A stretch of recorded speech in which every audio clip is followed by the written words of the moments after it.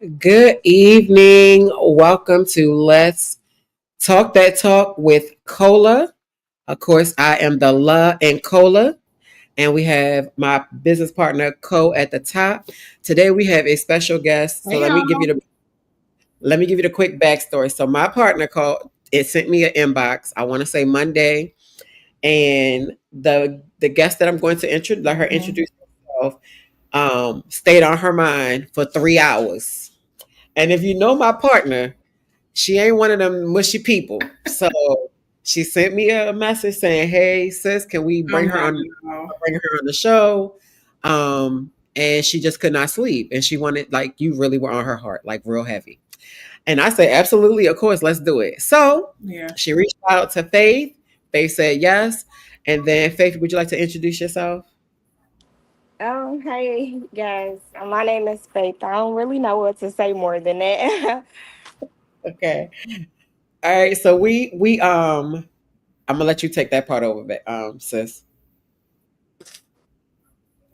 Okay. So Faith is a mother. Of course, she has a son, but she has had the hardest time. And you would think that, oh, okay, she just had a son and then things went down, but things have been rocky for her for a while. She started off with a bad childhood, it led up to adulthood, and it's just no family. So I'm gonna let you take us to where it all started.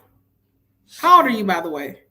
I'm 22. I'll be 23 at the end of Oh this my God, you're the same age as my next to the youngest daughter. month.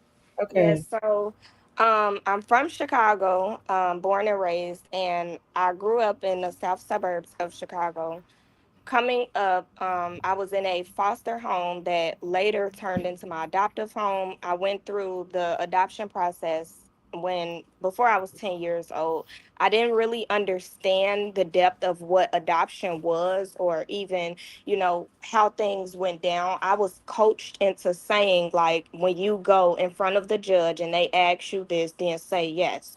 So, I Okay. did so, and the adoption took place. I only had one biological sibling. I have eight other siblings, and only one of them stayed with me throughout my whole life in this adoptive home. Everyone else was split up. Coming up, me and my sister, we would get abused almost on a daily by my parental figure and her best friend. Her best friend had been in something, I'm not sure, like the Navy or something like that. And the way that she brought her kids up was very harsh and very just excessive when it came to punishment and the ways that she would handle things. So at the time when we were younger, she got the first upper hand to say, okay, I'm going to punish them in this way because my adoptive mom, she worked a lot when I was younger. At this time, she was married, everything was going good, normal childhood. Her husband ended up leaving her one day, and that's how, like, the cycle of just her aggression started, and she became very controlling. I just remember me and my sister, we were in the house and we seen him going back and forth from the garage back to the truck, and we didn't I mean I didn't anyway understand really what was going on. She was at work, and so when she came home he hadn't came back, and she's like, well, where did he go? And I was like, me being me, because I always had like a strong voice, I always was very talkative. I was like, oh, he left. He packed all his stuff out of the garage and he left. He didn't come back. And not knowing as a kid, what really happened, it was like I was just talking, and she started going through things after he left her, as far as losing her mom and losing her sister and different things like that, and it made her turn into a completely different woman. Her mentality was no longer the same. Her emotions were shaken genuinely. As a parent, you don't often confide in your children, of course, but I feel as though everything she was going through, she kept it bottled up, and then, going through her own come up. Like, I've been around her family and like her stories, how they would tease her about being overweight and things like that. So like growing up, she would tell me stuff like, just like I would go in the kitchen, I would eat something. She's like, "Oh, that's why we never got no food in the house, because you always eating up the food." Like, and it's like little stuff like that. Parents don't realize how much a kid can really hold on to that. And I used to starve myself at a point. It got to a point where she started asking me why wasn't I eating, and I was afraid to tell her, like, "Well, you told me it wouldn't be no food in the house." And I Yeah. believe it just stemmed from her own trauma of, everything. And so when I came up, she had diabetes. And so when I was coming up in school, when I was like in eighth grade, I used to have to wake up at like 2, 3 in the morning. I got to be at school in the morning, but I'm waking up at 2, 3 in the morning because her sugar dropped. So now I'm going downstairs having to do this, make sure she taking her insulin, different things like that. So I had to take on a caretaker role before I understood what a caretaker was. And so coming up in her home, she also had two biological kids of her own, one of which had a child. So I was pretty much like a built-in babysitter because I was the youngest person in the home. My sister ended up short time later having her own kids as well. So now I'm literally losing sleep, not focused on my studies, just it's a lot going on. And then I was going to school. This is something that this would be my first time actually really speaking out about this. I was going to school with her biological daughter's like baby father's family, and for some reason like they just didn't like me. Like, I mean, I just consider it like just knowing that I had the spirit I had at a young age. Like, I was always just the black sheep, as they would say, to everybody.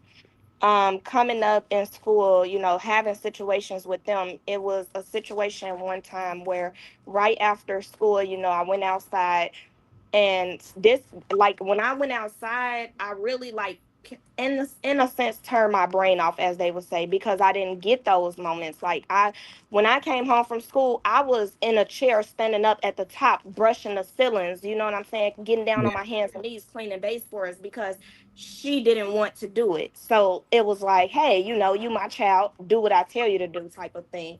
Um and then also, it just depended on how her emotions were set up.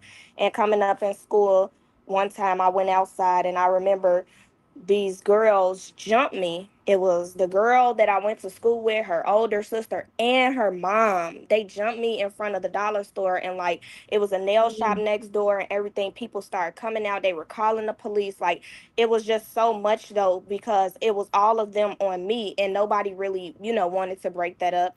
And when the police called her, because I had gotten jumped. So when the police called her and she came up there, she got mad at me and did not want to press charges against them because that was her biological daughter's baby father's family. And I was just like, their mom just jumped on me.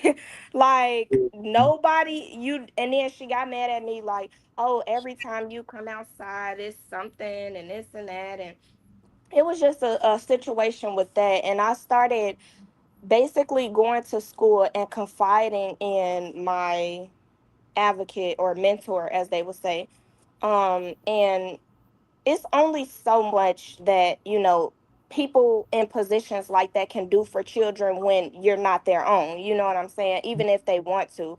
So different things will happen where I would go to school and I would tell them, I'll be like, she did this to me. That's why I missed school for a whole week. It was one time where her sister, all of her sisters, because she has multiple, all of her sisters came to the house.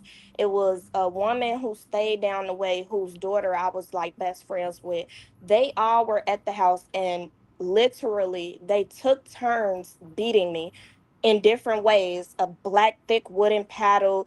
Her best friend like literally was punching me in the face till I had a black eye, putting my face, like turning the stove on, putting my face to the stove, like, who paid for this? Who up the damn this and who up the damn that? And so it was just a lot. And I didn't go to Mm. school the next, following days because of the fact that I was in bad shape. They had busted my lip, blacked my eye, and everything. And like at the end, only one person, which was one of her sisters, she came and tried to console me in a way and was like, you know, we did that because we love you.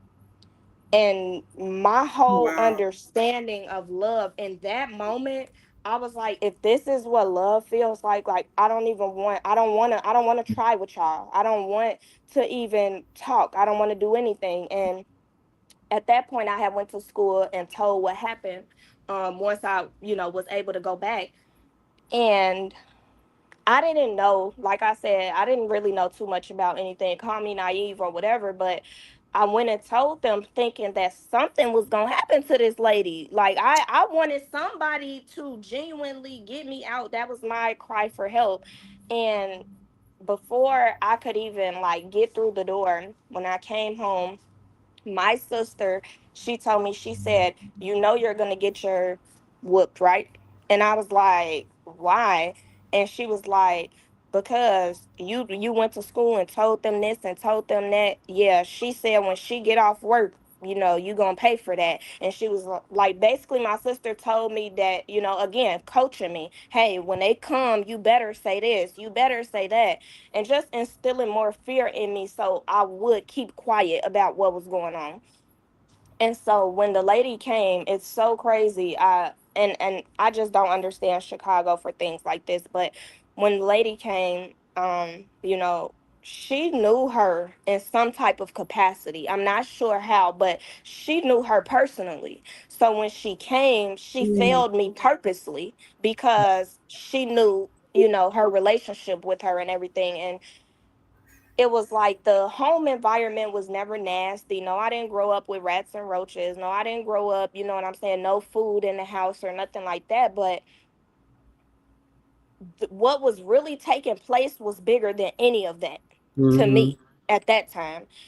I had nobody around because I was in her family. These Yeah. people are not going to advocate for an outsider of the family, So it's like I'm going around their family and they're saying things, nobody's speaking up. So when these events start happening at home and now I'm coming up in school, like I said, just getting bullied by these girls and getting jumped on and everything, it began to get to a point where she ended up telling me, like, basically if I got kicked out of school, she was going to put me out her house. And so at that time, I kind of like refrained from wanting to go outside. I would pretty much come home from school and just want to stay in my room with my door closed and everything, because in the household it was me, her, my sister, her daughter, and her son, and then two kids. So it's pretty much like, literally, although there's a home full of people, we're all ghosts because we don't wake up in the morning and speak to each other. I can look you dead in your face and walk past you and nobody would say anything. There's not going to be times where I could come in the house and share my celebratory moments of, hey, I did this at school or I did that at school, because nobody cares about that. You get what I'm saying? The only focus is if I'm in trouble, if I'm doing something that I'm not supposed to be doing, or that's looked at being frowned upon. So I ended up hearing from a friend of mine about Job Corps. Now, at this time, I was 15 years old, and I had to be 16 in order to be enrolled in Job Corps. You have to be 16 years old. So I was going through just a lot dealing with them being in the home. And then once I had turned 16, there was an incident that happened, and I remember very vaguely. She picked me up from school one day, and it was just me and her in a car. And she stepped out. She told me to stay in the car. She stepped out while she talked to a neighbor. This is nobody that we know personally. This is not anyone who, I've even shared anything with. But she goes to say, like, telling the neighbor basically what just happened with me getting in trouble at school. And she said, I'm sick of her. I'll kill her with my bare hands. I'm so sick of it. And that instilled real fear in me, because I believe she would. She Right. would. There's no doubt about that. I mean, And call it what you will, but if she hadn't tried already, I would be scared to see what trying looks like, you know? So I get at that. that point, when I heard it, Yeah. and then you're telling this to a neighbor, you're like, and it's been plenty of times because, she had someone, she was messing around with a married man or whatever, but he was in the sheriff's department. And so she would always say, like, oh, you want to call the police? Call them. They all know me. We'll wipe the down. Just, it was a lot. And It's so taken at that away. It time, was. I'm sorry. It was to take away your safety. So even if you wanted to call anybody, it made you feel. It will make you feel like you don't have anybody to call. yes. And Right. so You're at that like you was time, alone. Yeah. yep. And see, she knew That. that I mean, I'm young, you know what I'm saying? I'm still a minor. I'm not even 18. So it would be like, when I heard that, I just, I was like, I sat in the car and I just thought to myself, I shedded a few tears, but all I could shed was a few because my mind instantly went into, what am I about to do? I have to get away from here. And my biological mom at the time, she lived all the way in Alabama. My adoptive mom was so malicious that it would be times where my biological mom would be in town and be like, hey, can I come to the house and meet her? Or hey, can you give her my number, have her call me? And she never would tell me none of this. And like moments when, we would have back and forth because I've always been the person to say how I feel. And, she used to say, oh, you talk too much, you're talking back, and this and that. But I understood things for what they were at a very young age. And so she would tell me stuff like, your mama didn't want you, because I would tell her when she would do wrong by me, I would let her know, like, you know that my mom wants me. If you don't want me, I'm gonna go with my mom, my real mom. And she would tell me, like, oh, she don't want you. If she did, she would have had you. And it was like, when she said the whole thing about killing me, I'm like, I can't go with my mom because my mom's gonna get in trouble. If I just run off with her, now I'm putting her in something, and I didn't want to do that. And I'm like, well, I'm now, how I would say friends, I didn't have friends then. We were kids. Nobody's parent is going to understand that. Huh? I want to drink. Okay, so get it. Why are you telling me that? I just want to relax. Huh? I just want to relax. I'm saying you is relaxing. You all up in my bed with your feet kicked up. How can you see me? I'm down here. No, they can hear you. I can see your forehead. He said, "How can you see me?" Yeah. He said he want to relax. But when that time came, I started looking into Job Corps, and I had to stick it out a little while longer. And in that time, I got really close with my godmother. My godmother, she was, I met her from my adopted mom and everything, but she was genuinely a light in my darkness. In moments when she would take me, she would show me the love that I was supposed to have in my home. And it was like moments where we would connect, and moments where we would connect, and we would get together. I would, confide in her, not to the degree of saying like what exactly was going on, but just letting her know, like, hey, I'm hurting, like I'm going through a lot, and she's trying to make me out to be someone that I'm not. And it was a time where my godmother told me, she said, you have a story. She said, you need to write a book and I will help you publish it. And when she told me that, at that time, I was just young, and I'm like, okay, just talking, being a kid, responding. And shortly after then, I went to Job Corps in St. Louis. Now, the reason that I went in St. Louis was because of the fact that I wanted to get far away from her. I did not want to be somewhere where she could even come and just utilize her being my parent as to control the dynamic of anything going on. So I Yeah. felt like, okay, I know you're not going to drive all the way to St. Louis. And then it was a free ride. As I said, I was very wise early. So I by them, paying for transportation, you could pick where you want to go. I was like, oh, okay, yeah, hey, I want to go there. Just, doing something. When I got there, that was oh, that was a moment of mental warfare, deep for me. very deep. Um, I had left everything I knew, so I didn't know anybody there. And while I was there, I went through so much. You know, the guy that I had my son with, he's from there. And before we had my son, before we conceived him, we had a miscarriage. I didn't know what it was. I was too young, and like I said, I had been sheltered so much in a bad way that I didn't know a lot. So when it was happening, like I was just, going to school one day and my stomach was hurting, and I was literally like in front of my teacher, like crying, and I'm like in front of everybody. Everybody's like, "What's wrong?" I'm like, "I don't know. Like I'm just in pain. I don't know what's going on."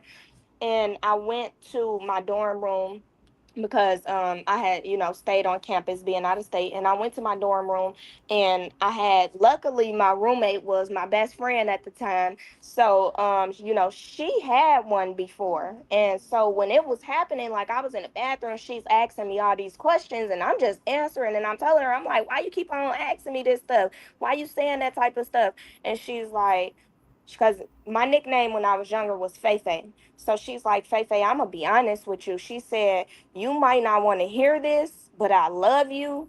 You're having a miscarriage." And I was like, I just like kind of looked at her, and I like my eyes just started tearing up. I'm like, "No." I'm like, "No." I'm like, "No, maybe this is just like cramps from a period or something." And she told me, she said, "Get out the bed," because I went and I laid in the bed. And she's like, "Get out the bed and go sit on the toilet and try to pass movement." And when I did, I wiped. Like I thought it was a blood clot, and so I wiped, and like I legit seen the baby on the tissue. I That is something that still to this day it really is freaky in my mind, because like you could see like black pebbles for eyeballs, and you could see how the little arms would start to, like, it was just so crazy. And I'm like, I didn't understand it. I didn't know if it was my fault. I didn't know, what was I supposed to be feeling. I had nobody to cry to except my roommate. Yeah. And yes. Can I play with my toys? No. You can play with your toys or watch TV.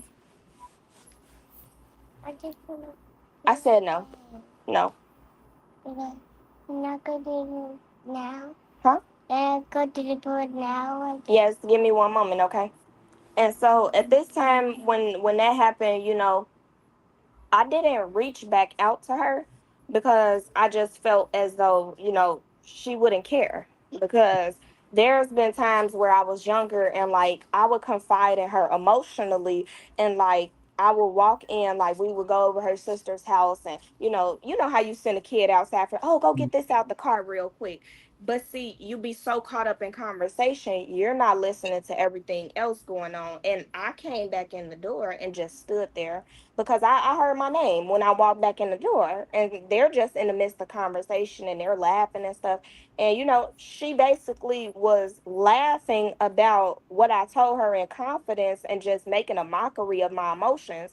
And so at this time, I'm like, I was hurting deep because it was just, I was confused. I was just lost. Like, and then I still had to get up literally the next day and go back to school and be, back and forth, and it was a lot. And then after then, the guy who it happened with, I told him, of course, and that's when he was like, "Nah, we gonna try again."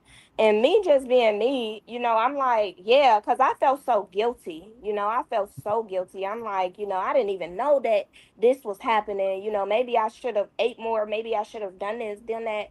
And so when he brought up, he's like, "Nah, we gonna try again. You don't gotta go through it alone. We'll up the bam." I was like, "Okay." And so my son, he was, hey, I planned for him. I tell everybody I planned for him. I can't make it up like it was just something that happened. No, because I did. But it was also off of a reaction of emotions being unstable at a young time for me. And I didn't really think so far ahead as to me not knowing this guy. You know what I'm saying? Me not being from here or nothing of that. I was just so caught up in the moment living. And And also, Is this he still happens in to the both. in your son's life? No, never has been. He's never even seen him. But Wow. at this time, I had the most freedom I had ever had being in Job Corps. And so it was a lot of things that I was doing, and I was just kind of like finding my way, because I'm like, wow, like this is what you guys get to do, like, Yeah. just being out here trying to just see everything. And then when I did go ahead and get pregnant with my son, I remember I texted her and I told her, no, I asked her, I said, can I tell you something? And I still got the messages, and it's so crazy because I just, emotions being how they are within humans, I dawned on it and went back to them the other day. And I did. I texted her and asked her, could I tell her something? And she was like, sure. And then I just sent the picture of the pregnancy test. I didn't say anything. And it wasn't it wasn't a mother's response. It was, who's the father? How did that happen? You know, and it was just kind of like, I didn't tell you for that because I know that that's my business. But I Yeah. told you trying to, just see what my mom is gonna say. What's the next move? Where do we go from here?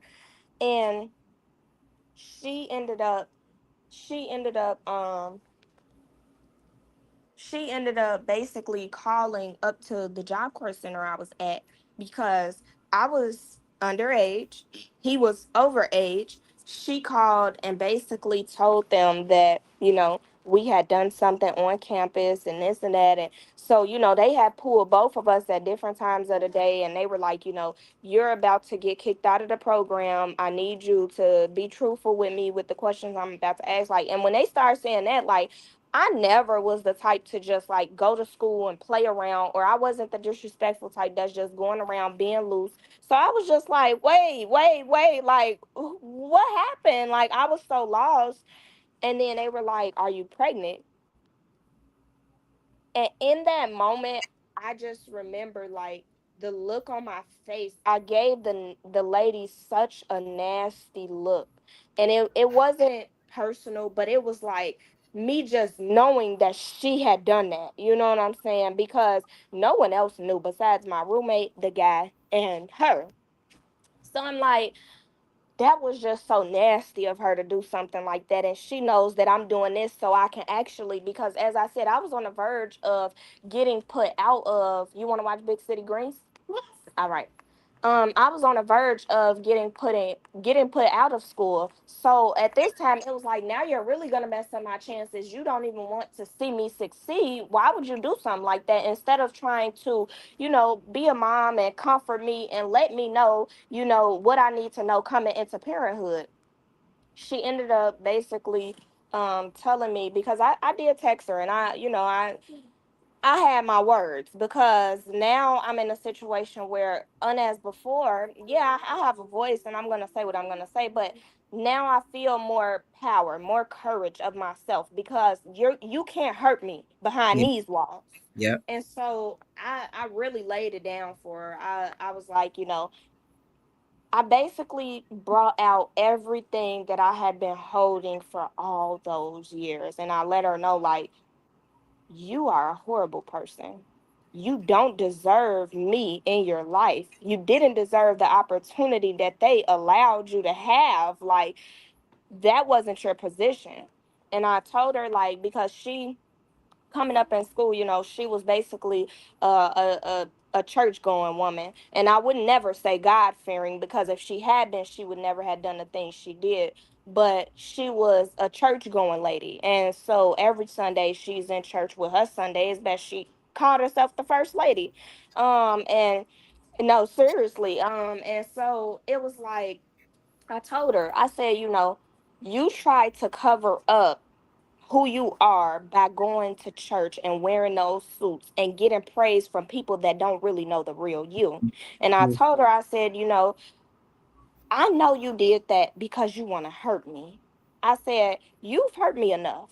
You didn't have to do that. You did everything that you were expected to be doing. And Yeah. so when I said it to her, her only response was disrespect. And I was like, yeah, I won't reach out anymore. And I didn't consider her in anything. Like when it came down to going to doctor's appointments, because I'm there all up until I'm about 6 months. So, every doctor's appointment, I'm not putting her down for emergency contact. Yeah. I'm saying, hey, I don't got one. When they're Yeah. asking, like, hey, do you want me to call this person that's on your page? No, do not call that person. You're gonna Yeah. make my situation worse for me. And it was just like, he was supportive, but he already, at the time I was 16, he was like 23, 24.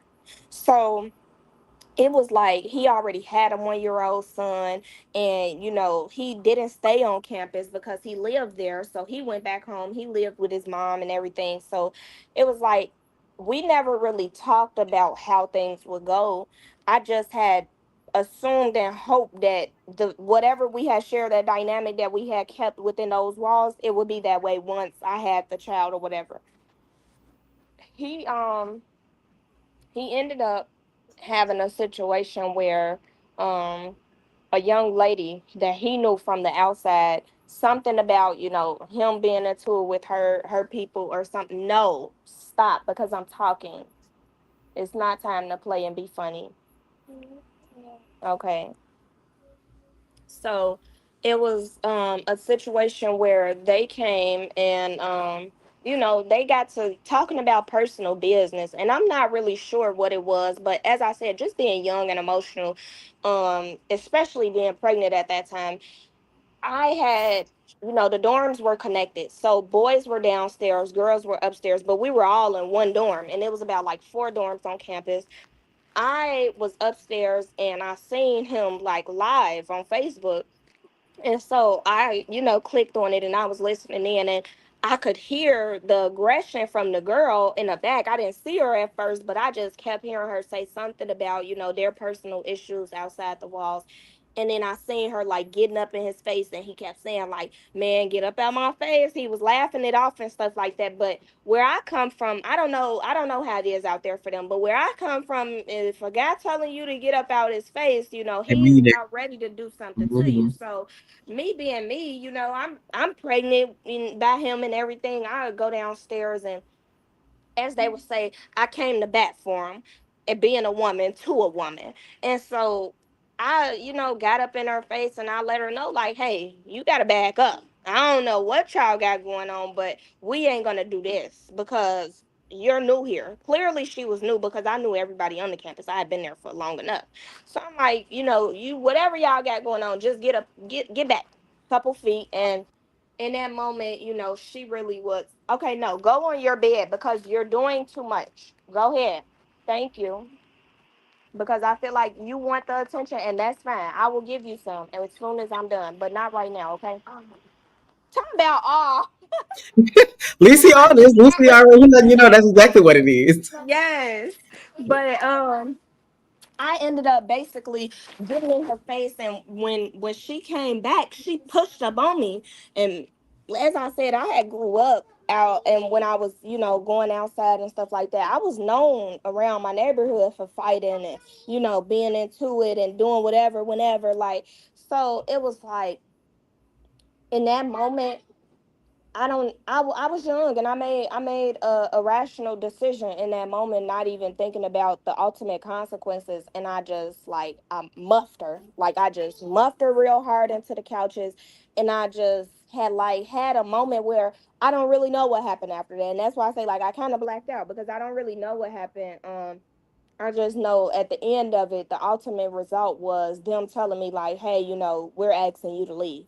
And by right, they did, and they had every right to do so. And so at that time, it prompted me to be forced in position to lean back on her, like, "Hey, I got to come back because where I'm gonna go? Where am I really about to go?" Yeah. So I got back with her, and at first, because she was telling me like, we're gonna have to have a sit down, and we're gonna have to talk about. Basically, she was saying like we're gonna have to talk about the pregnancy, and I was like, okay, she was like, I'll help you out and this and that. And when she told me that, I knew that wasn't true, because how you gonna help me out with my kid and you didn't even help me in the way that you were supposed to properly as a parent? So it was kind of like I didn't bank on it, not for a second. I told her, yeah, I sat, yeah, of course, we went to breakfast. I let her talk. I listened, because I understood the type of woman that she was, and I understood how quickly things could escalate as soon as she's angry or agitated. So I allowed her to think that I was going to depend solely on her. I went behind her back and got a job at Subway. And when I got the job, I didn't tell them that I was pregnant. When I was 6 months, I was still super small. So when I got this job, you know, it was probably not even 2 weeks. It was a week later, and she had called me while I was at work and video called me.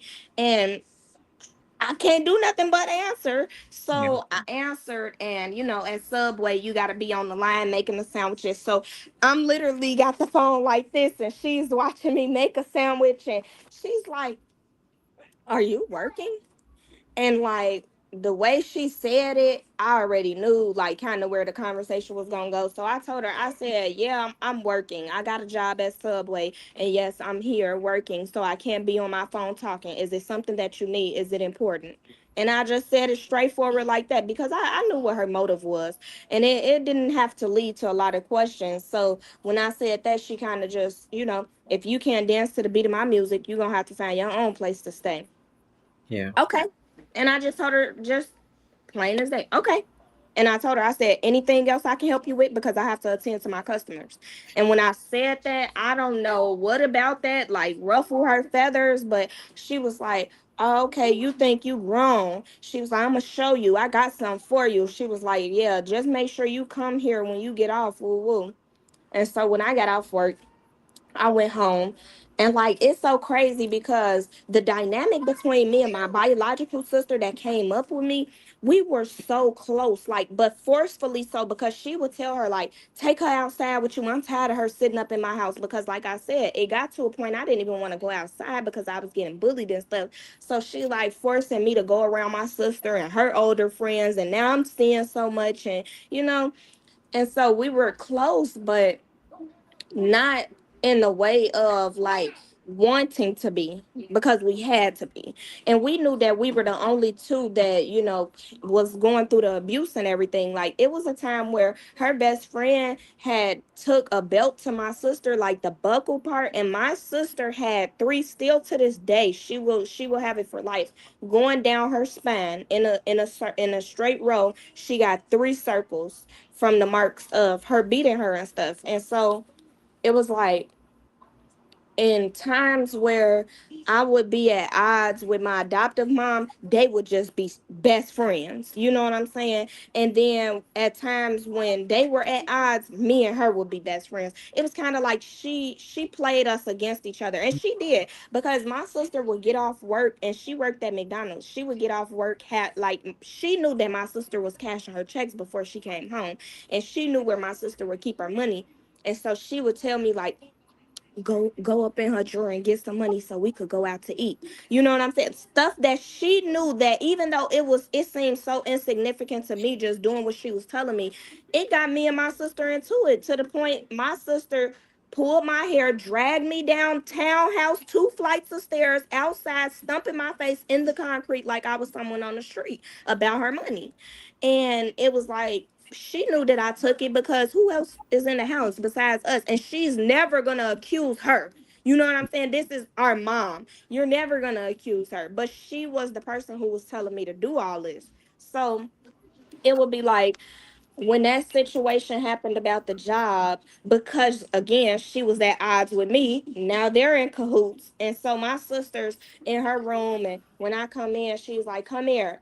And woo woo. So I go in there, and she's like, "I'm gonna let her talk to you first." And basically had my sister like kind of scold me about working a job, even though she had worked the job. Her own biological daughter had worked the job. Everybody in that house worked the job beside me, and could stay up in there. But when it came to me, she told my sister, and I know she told my sister to say it, because My sister ain't smart. Facts. She ain't smart. Something is a little off with her, and you gonna have to coach her when it comes to some real intelligence of conversation. So the things she was saying to me, I knew she had told her to say. She's like, "Oh, if you work, by you being up on her lease, it's gonna mess with her living here and this and this and that." Who you fooling? I was born at night, but not last night, ma'am.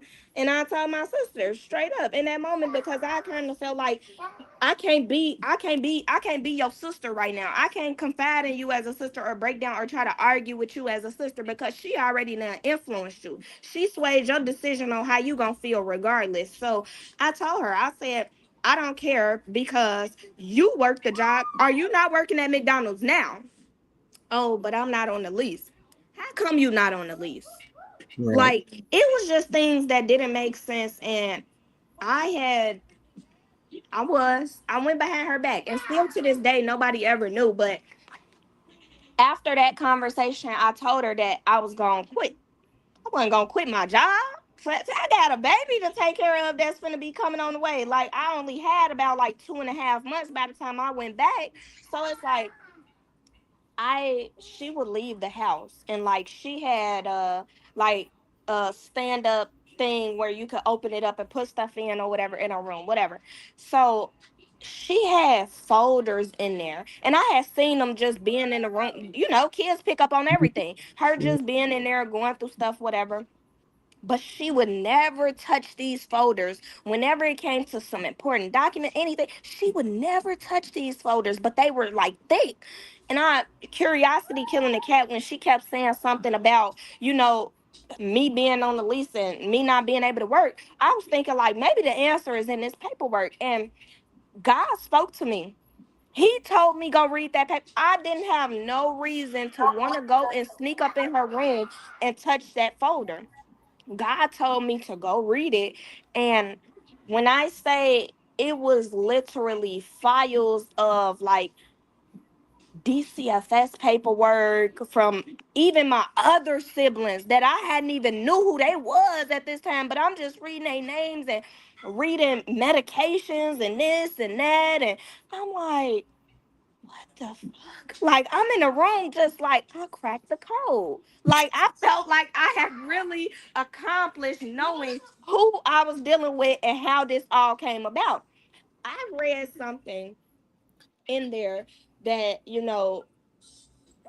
it basically had gave me an answer as to why my brother, because she also took in one of my older brothers when we were younger, but she sent him back because her son didn't like the fact that another guy was in the house and just the whole cockiness of it. Really, what I thought was her son being so cocky and everything really was on paper that, someone from the church, a lady named Miss Carlotta, and I will never forget because if I ever hear somebody with that name, I'm on it. I'm asking questions. But I read in the paperwork, it said that a lady named Miss Carlotta from the church had basically, my brother was said to have stolen some candy or something like that from her, and she put her hands on him, and that's how he got took away. Okay. And in that paperwork, it was also a lot more stuff as far as how the money is really broken down in the home, as far as how much she's paying for rent, how much. And then I found the subsidy payment papers. Oh my goodness! When I seen those, I was like, "With my hold up, you get a pay? What? Hold on. Now I had just like went all the way back because like she would make me wear like her daughter's hand me downs to school and stuff like that. Like I used to be messed up. So when I seen the dollar amounts, I seen and I was reading the dates. I'm trying to see how like concurrent and recent this is. She's literally still today, you know what I'm saying, at that time collecting money. And I'm like, no. I'm like, no, no, no, no, no. So now I'm literally spending like, because she was gone. I don't know where she had went, but she was gone. And when I say I was in there, like I was up in the library, honey, I was all through them papers.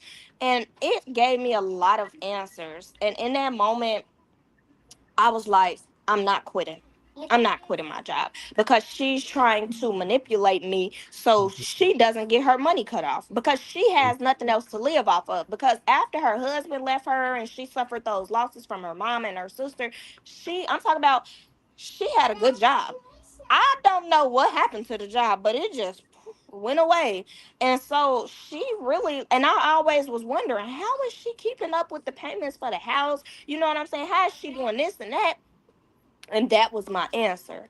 And so I put it together and I was like, that's why she don't want me to work. That's why she keep telling me to quit. Because if they see I have reported income of my own, it ain't no Mm-hmm. reason for you to get a dollar. And Yep. so maybe like 2, 3 days later, she called me again. I don't know if she called me because she was trying to see if I was at work or if it was just like a genuine coincidence. But she called me and she was like, where you at? And I was like, I'm at work. I told her straight up, I say I'm at work because now I knew enough to where, yeah, now I know who you really are and what really had been happening all these years. You know what I'm saying? And so she was like, oh, so you don't care what I say, right? This and that. I said, honestly, no. And when I said that, she told me, she said, okay, well, since you don't care, you want to be grown. She said, when you get off work, you come get all you and your baby stuff up at my house. I said, okay. And right then and there, when we got off that phone, I was working with a coworker at the time, and we this job at Subway was so laid back because like we had done our job so exceptional that the manager never even was coming or nothing. Like we had our store good, and I'm like, I'm finna go in the back real quick and do the dishes because I wanted to get on my phone. So I called this guy. Now maybe about like uh soon as like maybe like 2 or 3 weeks after I had came home from Job Corps, I had met him. He, his family stayed like a house over from where we were. We were in a co-op with townhouses and everything. So I had been seeing him come over frequently and stuff like that. And so at this time, we got to talking. We became best friends, and I was confiding in him about stuff that I was really going through with this lady. You know what I'm saying? Because he would see her and hear certain stuff that she would say to me and ask questions. So it was like plenty of times that I just was, allowing him to know things. And when this happened, I called him and I was like, I don't know what I'm finna do, but this lady, she's on one. She's really taking it there. And he was like, what's going on? And I told him, I'm like, she want me to quit my job. And my baby is about to be here. The daddy ain't messing around, so I need some money to support my son. And he was like, don't worry about none of that. He was like, what time you get off? And I told him, he was like, if you need me, call me. And I didn't call him at first because I didn't think I needed him. But I didn't understand how serious it was over her only source of income to be living. And so when I got to the house, she literally did not even want to let me in the house. And I was just like, you told me to come get my stuff. And she basically tried to like get into it with me saying like, I put it outside and this and that. And I'm like, okay, no, I'm gonna quit my job. And this time I really quit. I texted my manager and I told my manager, like, hey, I'm dealing with some things with my parent to where I can't work. I really want this job and I have a great work ethic. I'm like, would you mind if, I needed to come back later? Would I be able to? And my manager, she completely understood and she's like, yeah, like you're one of my best workers. But she was confused because like 2 weeks before then, she had just found out that I was pregnant the whole time I was working. And so she was like, I wouldn't have necessarily hired you if I would have knew you were pregnant because I'm gonna have to pay you to go on leave. But when I texted her, she told me like my job was still good later. So I ended up going to quit the job and I ended up going to like just be out with a homegirl of mine or whatever that basically it really was like my sister, baby daddy's younger sister or whatever. We were close or whatever and she didn't have no kids at this time and she was my lifeline when it came to like if I really needed something for my son because I didn't have nothing. And she went out to the store, she was buying them tubs, she was taking me out like, come on, we about to get him some clothes, just different stuff. And I was like, Like it would be times I would break down in the car with her and tell her like, I wish I could go to your house. Like because nobody really understood what I was going through at home. I would always say little stuff, but never to the magnitude of what really was happening. And so when I quit the job, you know, I had went into labor maybe not even a full month later. It was probably about like 2.5 weeks, maybe 3 weeks later, I had went into labor. When I went into the delivery room, that was it was hurtful. It was hurtful because I don't know. I think I expected something, and that was my issue. I put expectations on someone that wasn't dependable. Mhm. But she was there all up until they told her like, yeah, we're gonna start prepping in an hour. She's like, okay, I'll be back by then. I'm about to run home. And I was like, what? Like, just looking like, hold on, wait, you been here this whole time. What do you mean now you about to go? And she like, oh, I'm finna just go take a shower and this and that. And I was like, okay. And like, I held back my tears until she left because I wasn't crying for her to stay. I was crying because I have nobody else. And I'm as horrible as you are, you're the only person to comfort me in a scary moment. I don't even know what's about to happen. You know what Yeah. I'm saying? So now, I had just turned 18 when I had him. I had just turned 18. And so, technically they didn't need her to be there. And which I guess she knew that or whatever. When I was sitting up there, the doctors were coming in, they were, getting everything ready and stuff. I was just crying, and they kept telling me like, you need to calm down. What's wrong? And I just kept telling them nothing. But like when I say I was just bawling because I'm like, I cannot really believe that I'm sitting in a hospital about to have a child, and I literally have nobody here with me. Like, and I was scared because I had heard about, the possibility of not coming off the table. And I was like I'm young. So I'm thinking that's a higher risk factor. You know what I'm saying? Because I had just turned 18. So I'm like I'm terrified. And I just remember like when they were telling me like, hey, it's time. I told them, I said, no, I don't want to yet. I said, I want to wait on her to come back. And they told me, they said, baby, we can't wait. They said, we have to do this. And when I say I just started crying, I was so scared. Like, I was like, oh my goodness, like, I'm really finna have to do this. And so I did it. And once, once my baby was here, everything about the way that I thought had changed. I didn't care for her to be there no more because Mhm. I had my baby. I want to be alone with my baby now. I didn't care. And she came after the fact and, you know, did like brought some food or whatever. But it was like when it came down to it and it came time to leave, she was back the same woman that I had knew her to be. She was back. And I was like, yeah, there you go. In my mind, it was like, there you go. Because what she had portrayed in the days leading up to deliver, it was like, and I was asking, I'm like, why you want to buy me some food? Why you want me to ride with you? Because she had got so clingy. And I'm like, why you want me to come with you everywhere? You trying to get me out my bed? Like she was literally forcing me to get up and come with her. And I'm like, okay.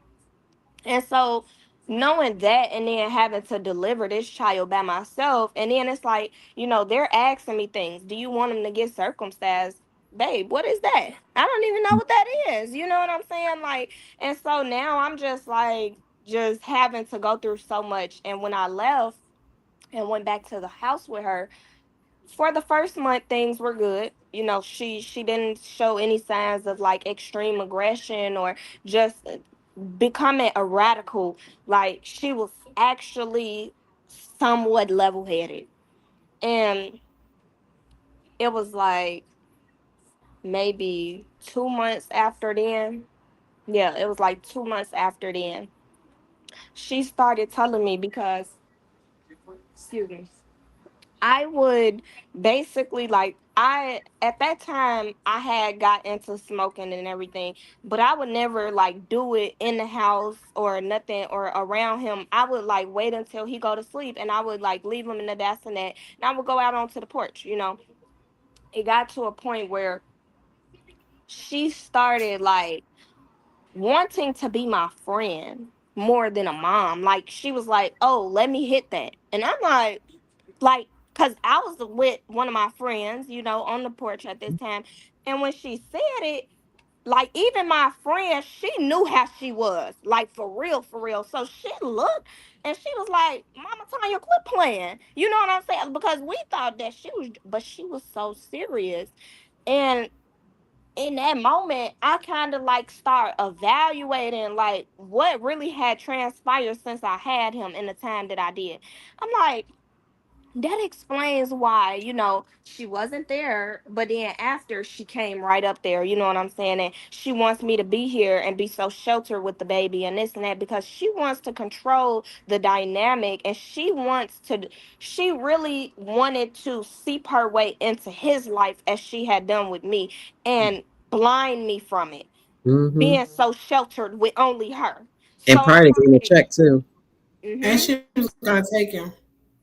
Yeah, and that's what I believe. She was That's Mhm. what I believe because it would be times where like she would ask me stuff like, "Oh, why you don't never ask me to hold him? You always," because I literally would take the bassinet in the bathroom and sit it next to the shower while I'm in the shower, like he everywhere I went, he went.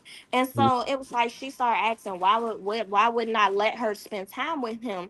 And truth is, I was scared that the demon was gonna come off of her and enter my son's soul because he was so pure and so young. And I genuinely feared that because she didn't have a good spirit. And you could see within her eyes, you could if you know, you know. If you've ever looked into one, you know when you encounter one. And I was like fearful because babies attach very easily, especially when they're young like that.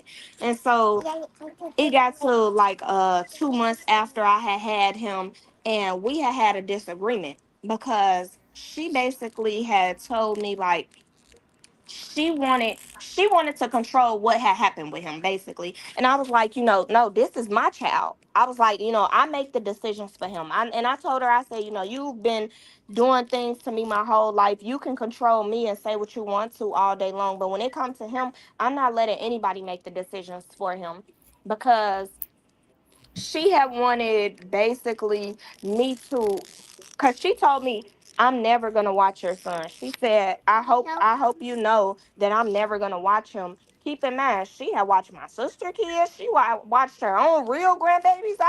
Everything that she had done for everyone else. When it came to me, she was just so hard up. Like, nah, nah. And I was confused because I'm like, you welcome. I like that. I like that. Have That's you ever clean. asked her why was? Did you ever ask her like why are you I'm like in a this with me? building. My thing is when I would mention it, as far as like I would tell her, like, you let your own daughter literally curse you out because she's telling you gonna watch her kid while she go out to the club and this and that. And I would tell her, I'm like, I've never so much as disrespected you. Anything you've ever asked me to do, I've done it. You know what I'm saying? Everything. But it was never, that's what I'm saying. With her, it was never a straightforward answer. She would always meet me with disrespect, just like start talking nasty to me, calling me out of my name. And so at this time, when I started really realizing that she wanted the control of my son as like her own, I kind of was just like, nah, And so we started having disagreements, and it would be small disagreements, but she would blow it out of proportion. And I felt like, okay, well, this is my mom. Still, all in all, I don't want to disrespect her, but it did come a time like I remember after I had my son, like he was like maybe like a month and a half on going on 2 months. He was probably like a couple days from 2 months, and I had a disagreement with her. And I came out of my room. My baby was in the room. I had stepped out into the hallway while we were talking, and she came out her room and she hit me in my mouth. And I real life like in a moment of her like hitting me in my mouth, I grabbed her real quick and I told her, I'm like, don't put your hands on me. Like, and it was like I never was trying to disrespect her because she was my mom, but I was tired of the abuse. At this point now, I have my own kid, and I'm not going for him seeing nobody do that to me. Like, and so she was like, "What you gonna do? You gonna hit me?" And she started choking me, and I told her, I said, you're lucky that I understand your position in my life because I want to. And I told her straight up, I said, I want to, but I never would do that because that's what you want me to do. So you can do what you want to do. And I knew what she wanted to do. She wanted to do what she said, which was kill me with her bare hands. She was just waiting on the perfect time and in the right way. Yeah. And when I had my son, I felt like, no, I got to get away. And so when that situation happened, she told me, she was like, she was like, y'all get y'all stuff and find y'all somewhere to go. And so I called the dude and I told him, I'm like, she putting us out. And he was like, what you mean? And I'm like, she's literally telling me and my baby to get out right now. Like, I don't know what to do. And he was like, hold on, I'm finna see if my grandma gonna let me get the car. Now I could hear his frustration. You get what I'm saying? Because he really knew what was going on, but he didn't have his own place to be able to just like, oh yeah, come on. You know what I'm saying? So he ended up coming, and he was a YN. He was a YN. So when he came, he was coming strong about me. And he wasn't listening to no disrespect. He didn't want to see no disrespect. And so as I was moving the stuff into the car, she was doing little petty stuff like I would go in the house and certain stuff would just be missing that I know was just right there waiting for me. You know what I'm saying? I'm like, I just at the time I ain't think none of it. I was just like, okay, maybe I did put it in the car. I'm just trying to get everything out of her house. So she gets to saying like, give me that phone because the phone that I had, it was under her name and everything. She like, give me that phone too. And I was like, I'm not giving you my phone until I could clear it out and, do what I need to do. So she was like, oh, you gonna give me that phone? And I was like, no, I'm not gonna give you the phone. Like this was just a spur of the moment thing. I don't even like have nothing on nothing. So her son was in the basement, and I guess he had been sleeping or something. No, her daughter, I'm sorry, her daughter was in the basement, and I guess she had been sleeping or something like that. But her daughter ended up coming upstairs because she kept on talking crazy to me. And so we're having words as I'm moving on my stuff because I'm telling her, I'm like, you always been who you are. And I'm like, this really is crazy because I'm the baby out of everybody, even my biological family. And I'm like, I've literally slaved after you. I've taken care of you when you got sick. Like your own, and I told her, I said, your own kids don't even care about you, and you would do something like this to me and my baby. Like, and he was nothing. Now at this time he was a fresh 3 months, so he was in a car seat. And so the dude came to get my son, and he when he walked up, her daughter was just coming out. So as me and her arguing, her daughter take it that the guy is having some type of exchange, which he's not. You know what I'm saying? He just came over there to get the baby. And so she like, what y'all got going on? Because like I say, she's older. They always been way older than us. So she like, what y'all got going on with my mama?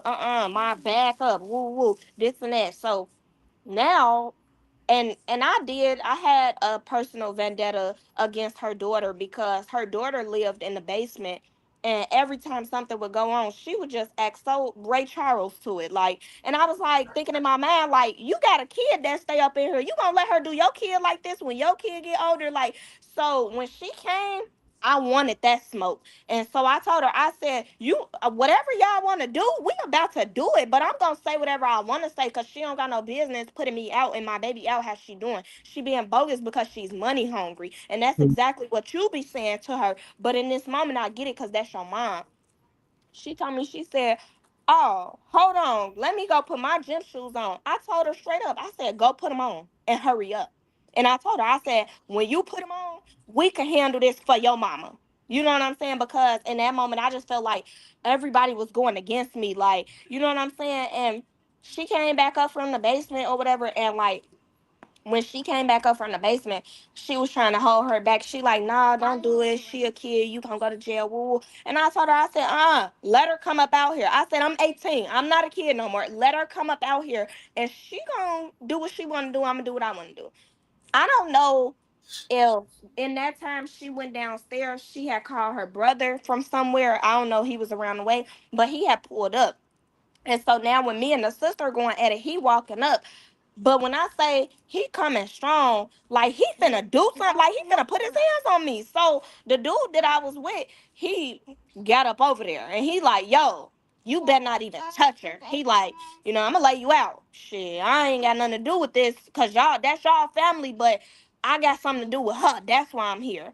And he didn't like that because, you know what I'm saying? He was a guy and he was older.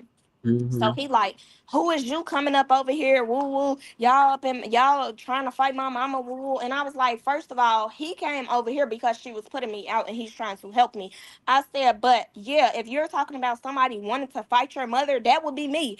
That would be me, but more so your sister, you know what I'm saying? Because it would make right for the sister to go ahead and get it. And so, and me being young people don't care about getting into altercations with nobody. You get what I'm saying? So I kind of was like irrational with that, and I kind of was just like, if you want it, what's up? You know what I'm saying? Because at this point, he was like coming at me bad, and that hurt from him. Them two, the women, I expect that, but him, nah, because he really was a big brother figure for me coming up. He genuinely was, and like he had moved out of the home, early on, and like moved to Wisconsin and some more stuff. So he really didn't know too much, but he knew enough. And Mm-hmm. so I kind of was like hurt because it was like he was saying stuff to me in a sense of I didn't belong. And I was kind of just like, well, dang, if this how y'all been feeling, you know what I'm saying? This explain why everybody acts so blind. She's doing the stuff she's doing to the extent she is.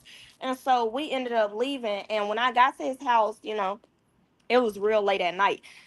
Before I had pulled out, because like I said, we stayed in a co-op, and so it's one way in, one way out. As we were going out, the police boxed us in.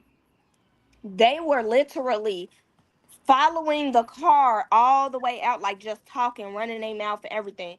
And so when the police boxed us in and everything, he basically trying to figure out what's going on. And I told him, I'm like, well, she put me out. It's nothing too much about what's going on. She put me out. We had words, you know what I'm saying? Her daughter, she act like she wanted that, so it was about to be that. Then the son came up, and I told him, I'm like, but overall, I got my stuff out of her house. She got no reason to even be dragging it like she dragging it. They could go in the house and close the door.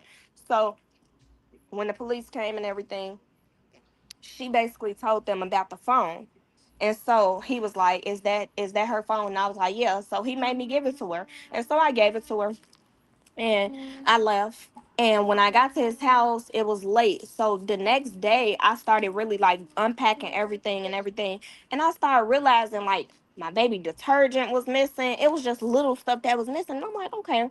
So I went back over there because I just I felt so in that moment so independent. It was like whatever y'all gonna do, y'all gonna do. You know what I'm saying? Like the worst already happened. You know what I'm saying? Me not knowing what I'm finna do, how I'm finna do it, having this little boy with me and nobody to turn to. You done did the worst. On top of what you did when I came up. So I knocked on the door because for one, I had no way to call her anyway. And then for two, I knew she ain't had nothing to do but be up in that house. So when she answered, she kind of asked me like why I was at her door. And I'm like, well, where is my son's stuff? I'm like, why? Because I knew she did it on purpose. She was malicious like that, nasty. I'm like, why would you take my son's stuff? And she like, what did I take? And so I started naming it because I knew what I had got him. You know what I'm saying? So I named it. She like, oh, I threw it in the garbage. And when she said that, I didn't have no more self control in me. I was like, why would you do that? You know what I'm saying? Now I'm really coming off aggressive now I'm yelling at her and I'm about ready to do something to her for real because why would you throw my baby's stuff away? Like that was just so evil to me. And she was like, if you want it, get it out the garbage if it's still there. Keep in mind, it ain't been nothing but a night. What you mean if it's still there? No, if you really threw it in the garbage, you need to get it out the garbage. And that's what I told her straight like that. I said, if you really threw it in there, you need to get it out. What do you mean it's in the garbage? Nobody told you to throw my son's stuff away. And so she basically made an issue seeming as though it was because I wanted to be grown. She don't care. That still is not a valid reason to like maliciously take something away from a child that you know he's gonna need to utilize. So after that, I made the decision to like never rekindle that. That was the day that I was like, yeah, even though me and her siblings, I mean me and her kids, had some, none of us could never come back off that because you did something to hurt my son in a way, and I didn't appreciate that. So when I was living with the guy, he was, like I said, a YN. And at this time, all I had was him. And so I had ended up getting my job back at Subway. He was using his grandma car to take me to work, pick me up. I was like the family, like at this point we had got deep in. So, the family, everybody knew me and everything, and they knew my situation a little bit. So they were trying to help me. I was working and everything, but it got to be like he was jealous. God bless you, babe. You're welcome. He was jealous because I would like get myself together and I would look nice. And he was like, I don't know, just a little off. And so it became domestic violence. And my sister had passed away from domestic violence. And so, Is it the and same it was a into it with? No, one of my oldest sisters, her name is Minnie. We all got pretty names: Princess, Tiana, Minnie, Angel, Faith. We got real beautiful names. But my oldest sister, Minnie, she passed because, as I said, she lived out there with my real mom in Alabama. Her baby father faced her in the doorway when she really was ready to walk away. They had been DV for years, had kids together and everything, but when she finally went to walk away, he took her life.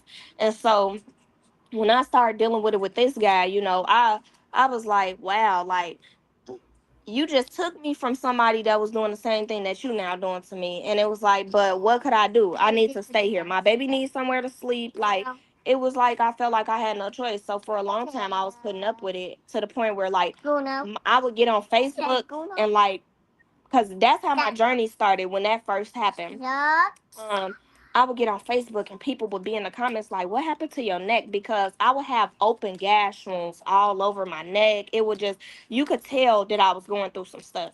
And so I just remember my cousin one day, she was commenting and she was like, "Did that boy put his hands on you? I know you're not over there with somebody putting their hands on you." And I just like, I was angry. I was going off on them from a place of anger because I was like, y'all have no room to judge me and y'all never helped me when I needed the help. This is the only person that was willing to come to my rescue at a time when I genuinely was in distress the most. Mhm. And it was like I kind of like began to accept that that was like the dynamic we had. I might have to take a couple hits here and there because my baby's still gonna be comfortable. We gonna be able to make it work. You know what I'm saying? But it was a time where he had sprained my ankle and put me in the hospital, and I was like, oh no, like I cannot do this. You know what I'm saying? And I was like, I told him, I'm like, we can't be together. I was like, I appreciate you helping me out, but I'm gonna have to leave. And at this time, my son was only a couple months.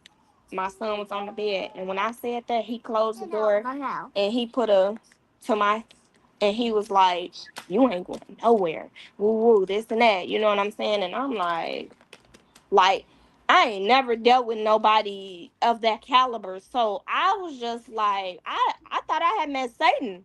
Genuinely, like I used to tell him, like, I see the devil in your eyes. Like I would cry and ask him to stop because I was like you, that's not you. That's not like, cause I knew who I knew. You get what I'm saying? So when this started happening, I'm like, you got a bad spirit on you. You got a bad spirit on you. And at that time, I had only had like my little cousin, and she was like, at that time pitching in a little bit more because I was around her way. She like, I help with the baby or whatever, because I didn't want to depend on his family because his family wasn't my family. I always been like that. Like, I know when y'all not my people, and I know how people are. So Mm. I kind of started leaning on my little cousin, and she started keeping my baby so I could work. And it was like when she started doing that, I had ended up seeing a post one day because he stopped, basically his grandma started tripping about him using her car all the time or whatever, because her husband used it, her son used it, he used it, like everybody was using the same car. So it was just a debate. He ended up stopping, so I had to quit the job. I had seen a post on Facebook, and like I say, call it naive or what you will, but I really didn't know nothing about nothing. So I seen a post on Facebook, and it was like, if you're 18 or over with a state ID and you want to make some money, inbox me. And it was a girl. So I'm like, oh, okay. So I asked her, I'm like, yeah, I'm 18. I got an ID. I want to make some money. And she's like, well, only thing you're doing is going to the pharmacy and picking up prescriptions like you would your own. And so I didn't think nothing of that. I'm like, oh yeah, because I went for my foster mom and picked up her medicine before. So I'm Mhm. like, oh, okay, yeah, I know how to do that. And you finna pay me, girl? You lazy? Am I mad? I'm thinking she was just lazy. But that's how I got wrapped up into uh-uh. You gotta pay attention and excuse me. Yeah, you gotta pay attention and put it where it gotta go. So you see how his tail is right here, and you see the tail right here and a piece of the red. So it go like this. See? Oh. Yes. So you gotta take them and figure it out, okay? Okay. Let me see if you could do it. If you can't do it by yourself, then I'm gonna help you. But try. Watch this. Okay. It moves. It don't go right there. You gotta put the pieces so it don't move. And so I ended up basically, leaning on her in that time because the girl was basically telling me like I would have to go out of town. And so I'm like, okay, I don't got nobody to rely on, especially when it comes to the safety of him besides my little cousin. And like coming up, you know what I'm saying? Like her dad was like a real father figure, you know what I'm saying? Whenever he would be around or have, because it was a group of us, you know what I'm saying? And he would always, I'm talking about on the weekends, he would come get everybody. He'll take us where we wanted to go, you know what I'm saying? So I really entrusted that was a safe space for the both of us. And so I was leaving him, and I was going on the road, and I was going, to these different states. And as she said, going in these pharmacies, I was just taking what I thought was a pharmacy slip in there. And I'm like, hey, I'm here to drop off. Boom, give them my ID, come back to pick it up, whatever. But I didn't know that I was really committing fraud. I didn't know that. And so I'm just doing it, and I'm making so much money. I'm like, oh, I ain't gonna stop doing it because it's so easy and so lucrative. I was like, oh, this is what I need so me and my son can, you know what I'm saying, get out of dual house. Because he didn't know, but I was like plotting my escape. I'm like, I'm gonna save up this amount of money. I'm gonna get a house for us. Who the bam. And so I had ended up. It was like a break time where I ended up. I had stopped doing it for a little minute or whatever, and he had ended up actually like it was a day where he had ended up basically telling me while I was gone away from the house that his brother's baby mom or girlfriend at the time, we were cool or whatever. She basically went back and told the brother that I was cheating on him and this and that, and he was crazy. So he was like he basically was like, when I came in, confronted me about the situation. And when he did, he wanted to get physical. I didn't know that it was gonna get that way because it didn't seem like that. Like I could kind of tell about times when he would, you know what I'm saying? So when we were talking, we were in the bedroom at first, and it started with like he just like was pushing me and like just like hitting me like, yo, you hit me talking to you, why you ain't saying nothing? And I'm like, because I'm not trying to argue with you, like I'm tired of doing it, like I'm not trying to fight with you or none of that, because somebody told you something and you want to believe it, that's on you. I said, you didn't ask me anything, you just start coming at me. And like he just, I don't know if he was having a bad day or if like that really had hurt him in a way. You know what I'm saying? Hearing something like that because of how he felt for me, whatever. He ended up going to run shower water. And when he came back in the room, because his grandma room was like right next to his room, again, she was Ray Charles too. But I ended up you know, turning something on the TV and I was on my phone. And I think I was like grinning or smiling, something like that. And he was like, who you texting? You over there texting him, ain't you? Like just got real possessive and like crazy. And I was like, you know, what are you talking about? And he tried to take my phone and I held it real strong. And so he started like getting on top of me. Like when I say he got on top of me, he got on top of me and started choking me, trying to grab the phone and everything. And I'm like, yo, like, you know what I'm saying? Because my baby was literally right next to me on the bed. So I was scared that like my baby was going to fall. And keep in mind, like by this time, you know, my baby is a little older, you know, coming up close to one. So he's screaming. Talk about he's screaming like he like somebody doing something to his little butt. And I was like, yo, like, nah, we ain't gonna do that. You know what I'm saying? Because then it started affecting him. I'm like, nah, we ain't gonna do that. So I told him, I said, you know, when he got off of me and he was like he was finna go take a shower, I said, yeah, well, while you go take that shower, I'm finna call the police. Cause you ain't gonna keep on putting your hands on me in front of my son and you causing him trauma. And so when I said that, something in his mind when he heard the word police, boy. Y'all ever seen Naruto? Y'all know what that is? Mm-mm. Not funny, but it's funny because I got laugh about it. It's like how they say Dragon Ball Z and all of that. It was like that era. And it's a kick that he does. But anyway, the man kicked me so hard into the wall that like all I could do was this. I was like slapping at my chest, like, cause I felt like he had broke something. Like I couldn't even talk. It was just tears coming down, and I couldn't even get like I couldn't breathe. So I was smacking my chest because I'm like, I felt like I was finna die.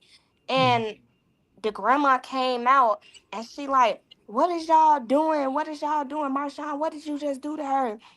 And he like, man, mama, go back in your room. I ain't do nothing to her. You know what I'm saying?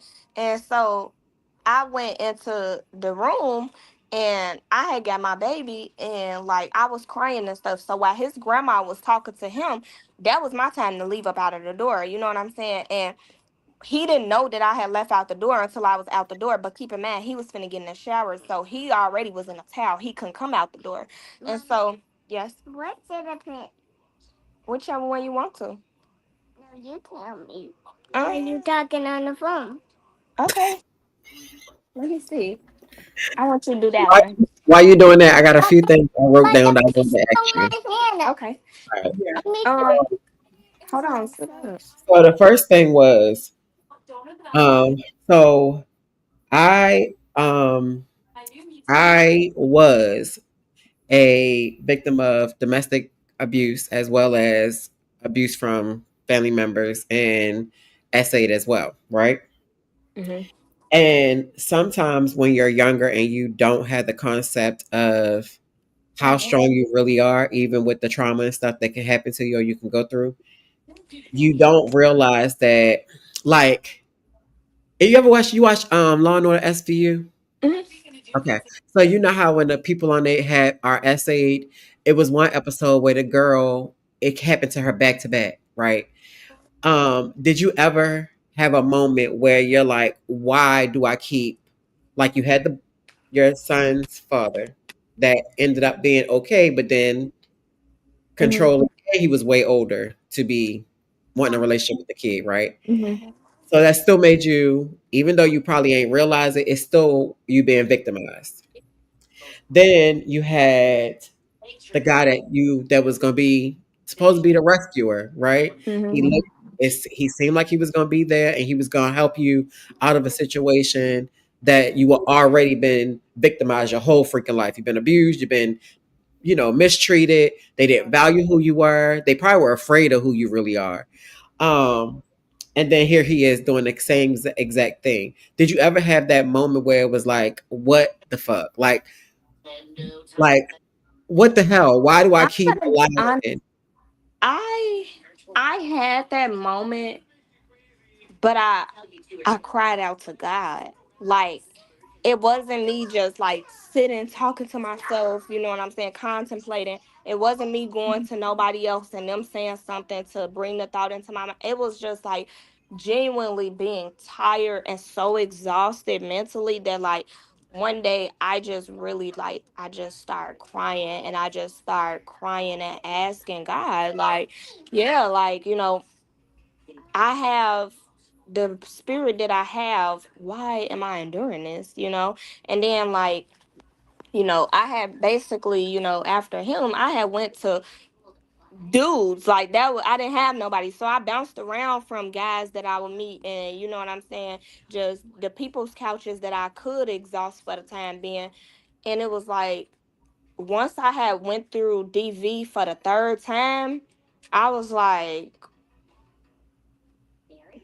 is this supposed to be part of my testimony? That's when I started really understanding more, like, really walking in my purpose of faith. And I was like, maybe I'm going through this because I need to be able to advocate for somebody. Like, that's when I started really thinking, like, maybe I should like really just like start telling people what's going on for real, like showing them and telling them, because I just felt that at that point, after I had left with him and everything, because that was the situation, that was the straw to break the camel back, basically.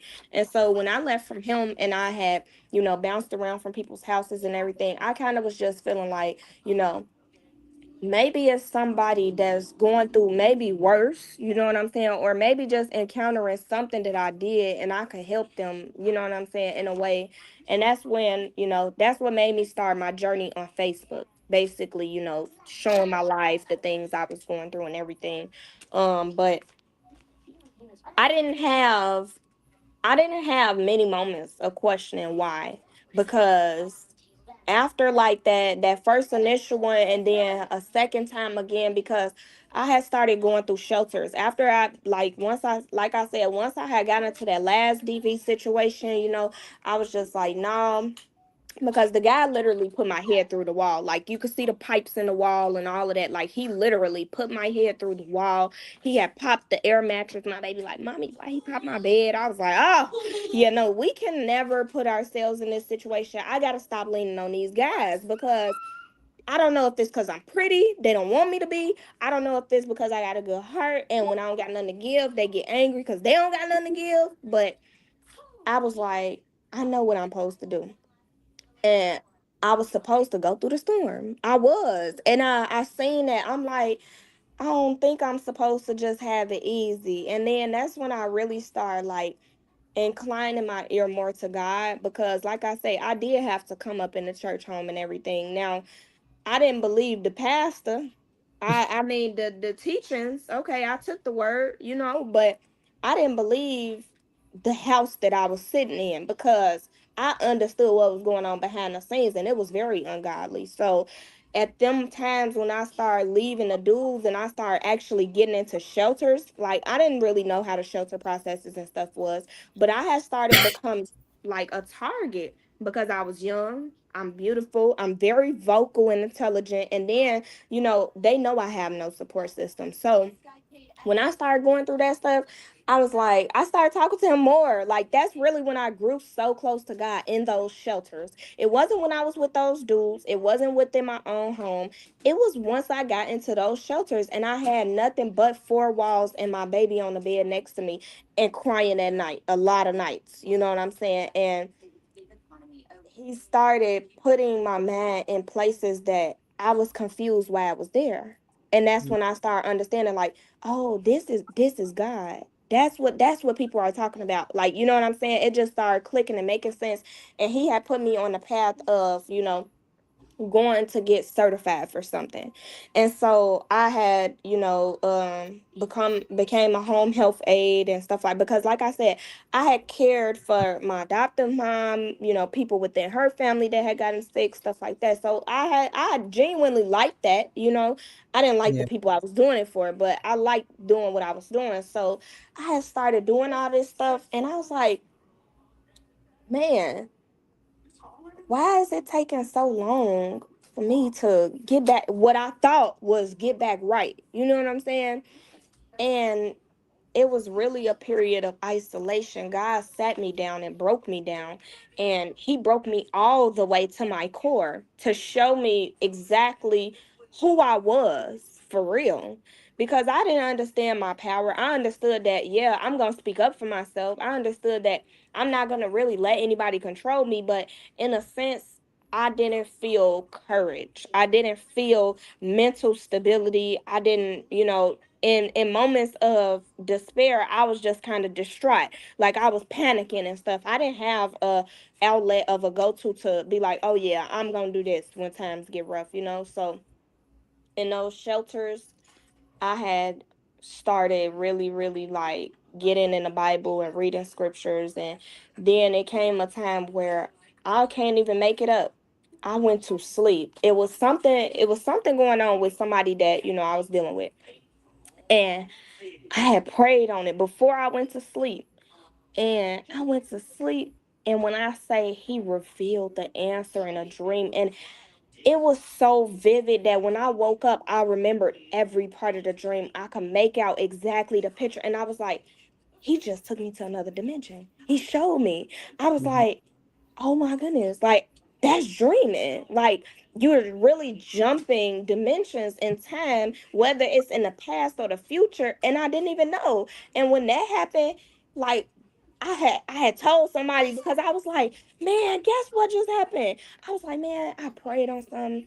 And when I went to sleep, God revealed it in a dream. And they thought that I was just talking, you know what I'm saying? Right. And so when I was going through these shelters and like I would go through things with the staff, like they would do malicious stuff and try to put me out, you know what I'm saying? Because I was there for long periods of time, going from DV shelters to family shelters. I even went, if anybody know Skid Row in California, that's one of the worst places to go.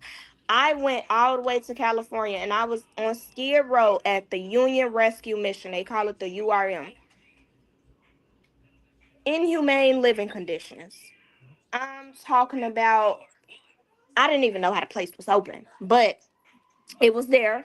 And I had done so much at this point. When I got to California, I was like, because I had ended up going because I had ended up meeting, oh goodness, I had ended up meeting Demetrius Smith.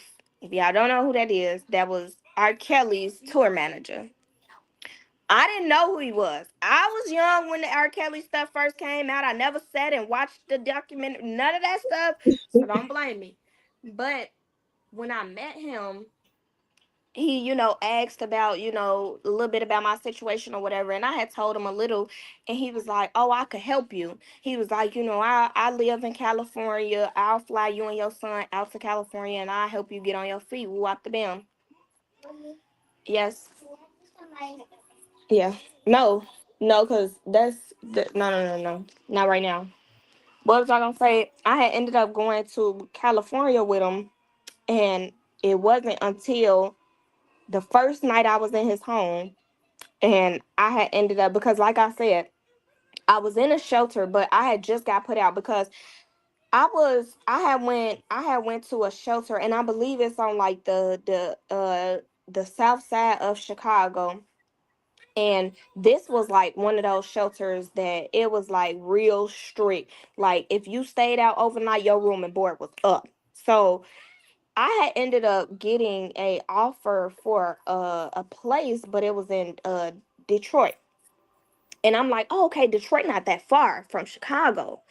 And so the guy, he was like, well, because I told him, I'm like, I don't really got transportation to get there and this and that. And he's like, okay, well, I'll come and get you to see the place or whatever. And me being going through multiple shelters by this time, I was just so thirsty. I was like, okay, It make a long story short with that. When I got there to see the house, he closed and locked the door behind me, and like it's set up a little weird out there. Their places are set up a little weird, and so it was like you went through like a little hallway, and then when you came out it opened up into the house, the dining room, the living room. But when I stepped out into the dining room and everything, you can tell, like, without a shadow of a doubt, not even for 2 seconds, somebody was living there. And it didn't seem as if the home was ready to be lived in, but somebody was living in there. And so I, quickly, is somebody living here? And he like, oh no, that's just my stuff because, we renovating this property and this and this and that. And so, I let him talk because I thought I was smarter at this time. I thought I was a little bit smarter and everything. So I let him talk and everything. And then I told him, I'm like, oh, okay, well, you know, we can do the paperwork and everything like that. And when I said something about paperwork, he was like, well, really, you don't gotta worry about none of that. I'll let you stay here for free. And I was like, why would, and I asked him because at this time I dealt with enough to know, you know what I'm saying? I'm like, why would you let me stay here for free? What do you want? Yes. No. And so I told him, I said, well, why would you do that? He told me, he said, I can help you, get a job. He was like, I know somebody that work at the club.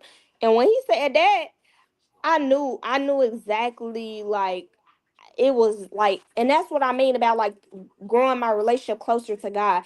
He was like giving me so much clarity of thought very quickly in situations like that. So now my instincts was like more strong and more focused. I kind of told him, I'm like, oh no, I'm not. And I started backing up a little bit, trying to go out the door. And I told him, I'm like, you know, I'm ready to go. I've seen the house, whatever. We could talk later. And when I tried to leave, like, it was just so much that happened. Basically, he was trying to sex traffic me. He was using the ad on Facebook for this place on Marketplace as a way to sex traffic women. And only reason I really like had put it all together was because of the things he was saying. And then he held me hostage. He told me, he said, you're not going back to Chicago unless you drive to Chicago. And at this time, I didn't have license. I didn't know nothing on nothing, and I was so scared because like I was supposed to literally go look at the crib and go back to the shelter the same day. You get what I'm saying? So when this happened, I was like, now I'm worried about like, oh my goodness, now my room and board finna be up. I'm about to be back in the same position, and then I was just thinking like, how am I about to get away from him? Because when I say if I pull my phone out, he was on me, you know what I'm saying? And he started like telling me, he like, we finna go to the store. I'm finna buy you some clothes and I'm finna buy you some stuff and you don't gotta worry about nothing. Like he was in it. He was in it. And I was like, scared. I was really scared. I started texting some of the girls that was at the shelter with me. I started like, because when he would go like to the gas station or whatever, he would like, you know what I'm saying, put the what is it, child lock on the doors and take the keys and everything. So I started like, because this was like day two that he wanted to actually take me out of the house or whatever. And he's like, we're gonna go to Walmart so you could get you some stuff so you could get in the shower. And so when he went into the gas station and everything and I was in the car, it was literally nobody around. So I thought, like, okay, search for his information because I didn't know who this was. You get what I'm saying? So even if I wanted to call the police, what would I tell them? You know what I'm saying? And he probably would take the listing down quick and you wouldn't find his page. So I ended up going in the glove box. And when I say his ID was in there, some cards and everything. So I started taking pictures of it real quick, putting it back, and I started sending it to the girls that I was at the shelter with. And I was basically trying to fill them in so much in a moment of a few minutes. You get what I'm saying? So I'm like sharing my location with them. I'm trying to tell them what's going on. And then like I said, my sister's baby daddy's sister that I was cool with, she became my son's godmom. So that's where he was at this time. Because I was like, I was smart enough then to take him all the way banking on something, even with a guy. You know what I'm saying? I'm like, Mhm. no, no, no, no, we've been through way too much. So I had left him back home. So I text her and I was telling her, I'm like, cause her nickname for short is Key. I'm like, Key, please come get me. I was texting her. I'm like, I'm terrified. I think this man is trying to kidnap me. Like, he won't let me leave. I'm like, he's trying to get me to go strip at these places. And then he was talking about, like, getting people lined up so I could sell myself. And I was like I was just sending long paragraphs as quick as I could. And then when he would get back in the car, it's like I would have to, play along. Like, and that's when, and I'm so grateful that I have watched so much Law and Order, so much First 48. I kid you not, for a young person, those shows will really, really open up your mind because all I was thinking was when I watch shows like that, in these moments, they play the other person to make them think they gonna get what they want, and that's how they get away. So now, that I have started sending his information and everything to them. I didn't know where I was though, because I was in Milwaukee, but I didn't know where in Milwaukee. You know what I'm saying? So I couldn't even tell them where I was at or nothing. I just had his information and stuff, and he was like, wait, how I'm gonna come get you? You know what I'm saying? Like, you Yeah. don't even know where you gonna be, when you gonna be there. So now I'm just like thinking like, okay, I need to come up with something. And so he ended up, and this is how crazy it was. Oh goodness, it was so crazy. Like, moments like this really live with me because I don't understand the minds of people. He brought his daughter to the very house that he was keeping me in. And gymnastics, she was in gymnastics, I'll never forget, because he told me, he said, take her in the bathroom and change her clothes. And all I was thinking to myself was, you don't know me. You know what I'm saying? And then it was just, I could tell that he was gone up here. Yeah. So when he took his daughter to gymnastics practice, I knew his attention would be on her. Mhm. So he it was like you had to sit upstairs. If you came in to watch over them, you had to sit upstairs. So I would tell him like, where's the bathroom? And I went to the bathroom, and then that's when I would like, cause when I was at the house, in those moments when I would like go behind closed doors for a moment, I would like go on my maps and kind of like drop the pin location to where I was at, cause I didn't know nothing about there. So I'm like, I need a way to remember where we coming to, because I couldn't even remember. I couldn't, because I was so much in the house that like even when I came outside, light would hurt my eyes. You get what I'm saying? So I really couldn't remember nothing. I was kind of like a little delirious, honestly. And How long so did he keep you there? for 3 days. The third day is when I finally, because see, he he really had it to where that the house that he had, most of the houses over there was like abandoned or something. Like, I don't know how he had that place or whatever, but on the third day, I was like, I had pinned the location to that house, and then I had ended up like telling him like I wanted some food. And so when we went out for food, I had ended up like going in with him and everything. And I guess he knew the people at the restaurant and everything like that. And I was scared. I was scared to say something to them because I'm like, I know nothing about her. I don't know who he know or who he even working with or what scale this is on. So I called Key and I'm like, Key, I think I got him. And I told her just like that. I said, I think I got him. I think I could figure out a way to get me as close as I can, but I'm going to need you to be there. I told her, I said, no, I'm on my way. Like, I need you to be sitting in the parking lot. I need to do it how I need to do it. And so when we got the food, I basically had told him, I'm like, well, because knowing he had a daughter, I played on that vulnerability of his. I was Yeah. like, well, why don't you let me go get my son? If you gonna keep me out here, let me go get my son, because he not even with family. And when I said that, he like, oh yeah, I forgot, woo woo. So he told me, he said, the only way you're gonna go back to get your son is if you drive. I'm like, Okay. At first I was scared. And I said no, and I basically was arguing why he couldn't take me. What's the issue with you driving and taking me? And so then I was just like, forget it. I need to get home because he was psychotic or whatever the word is. He was that. Yeah. And I was like, no, I'm gonna take this risk because if anything and the police get behind us, now I'm really safe. You going to jail. You going up under there and throwing away the key. I So got when one he question. drove, Have you ever, because he's was R. Kelly's road manager, right? Or manager, have you ever, um,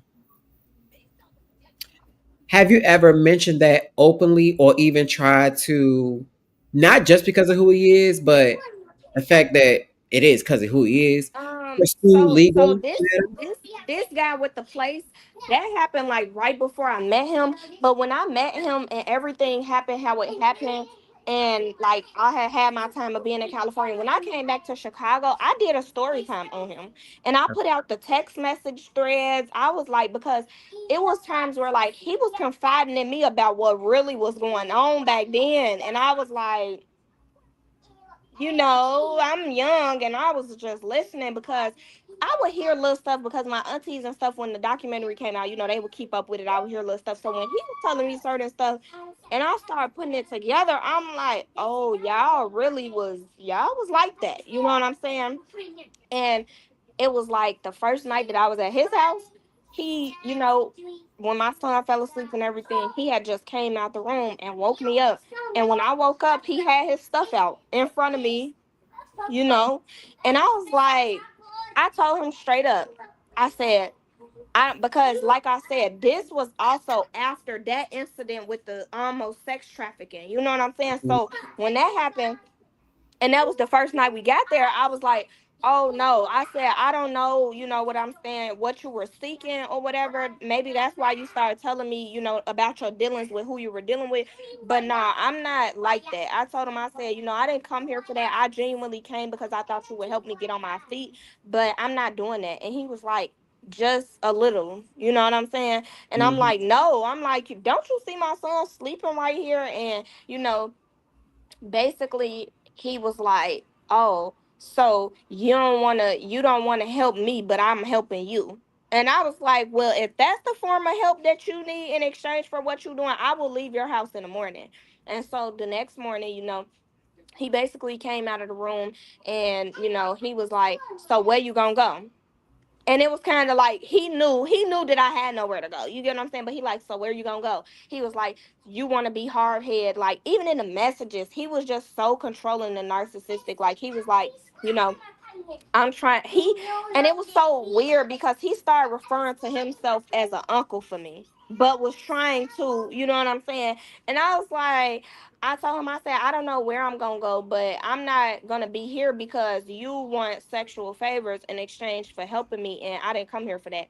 And he straight up told me like, he said, well, all it is a little bit of help. You act as if, I'm asking you to do something major. I'm not asking you to pay bills. I'm not this, I'm not that. And so I left. That day I left because I was like, no, I'm not gonna do that. And then knowing his affiliation with who it was with, I knew that he would pressure me into something. He would, and it would possibly be no way for me to go against his word, because he has he has some stuff going on in real life to where he got connections, and I seen that in a short amount of time, you know what I'm saying? So Mhm.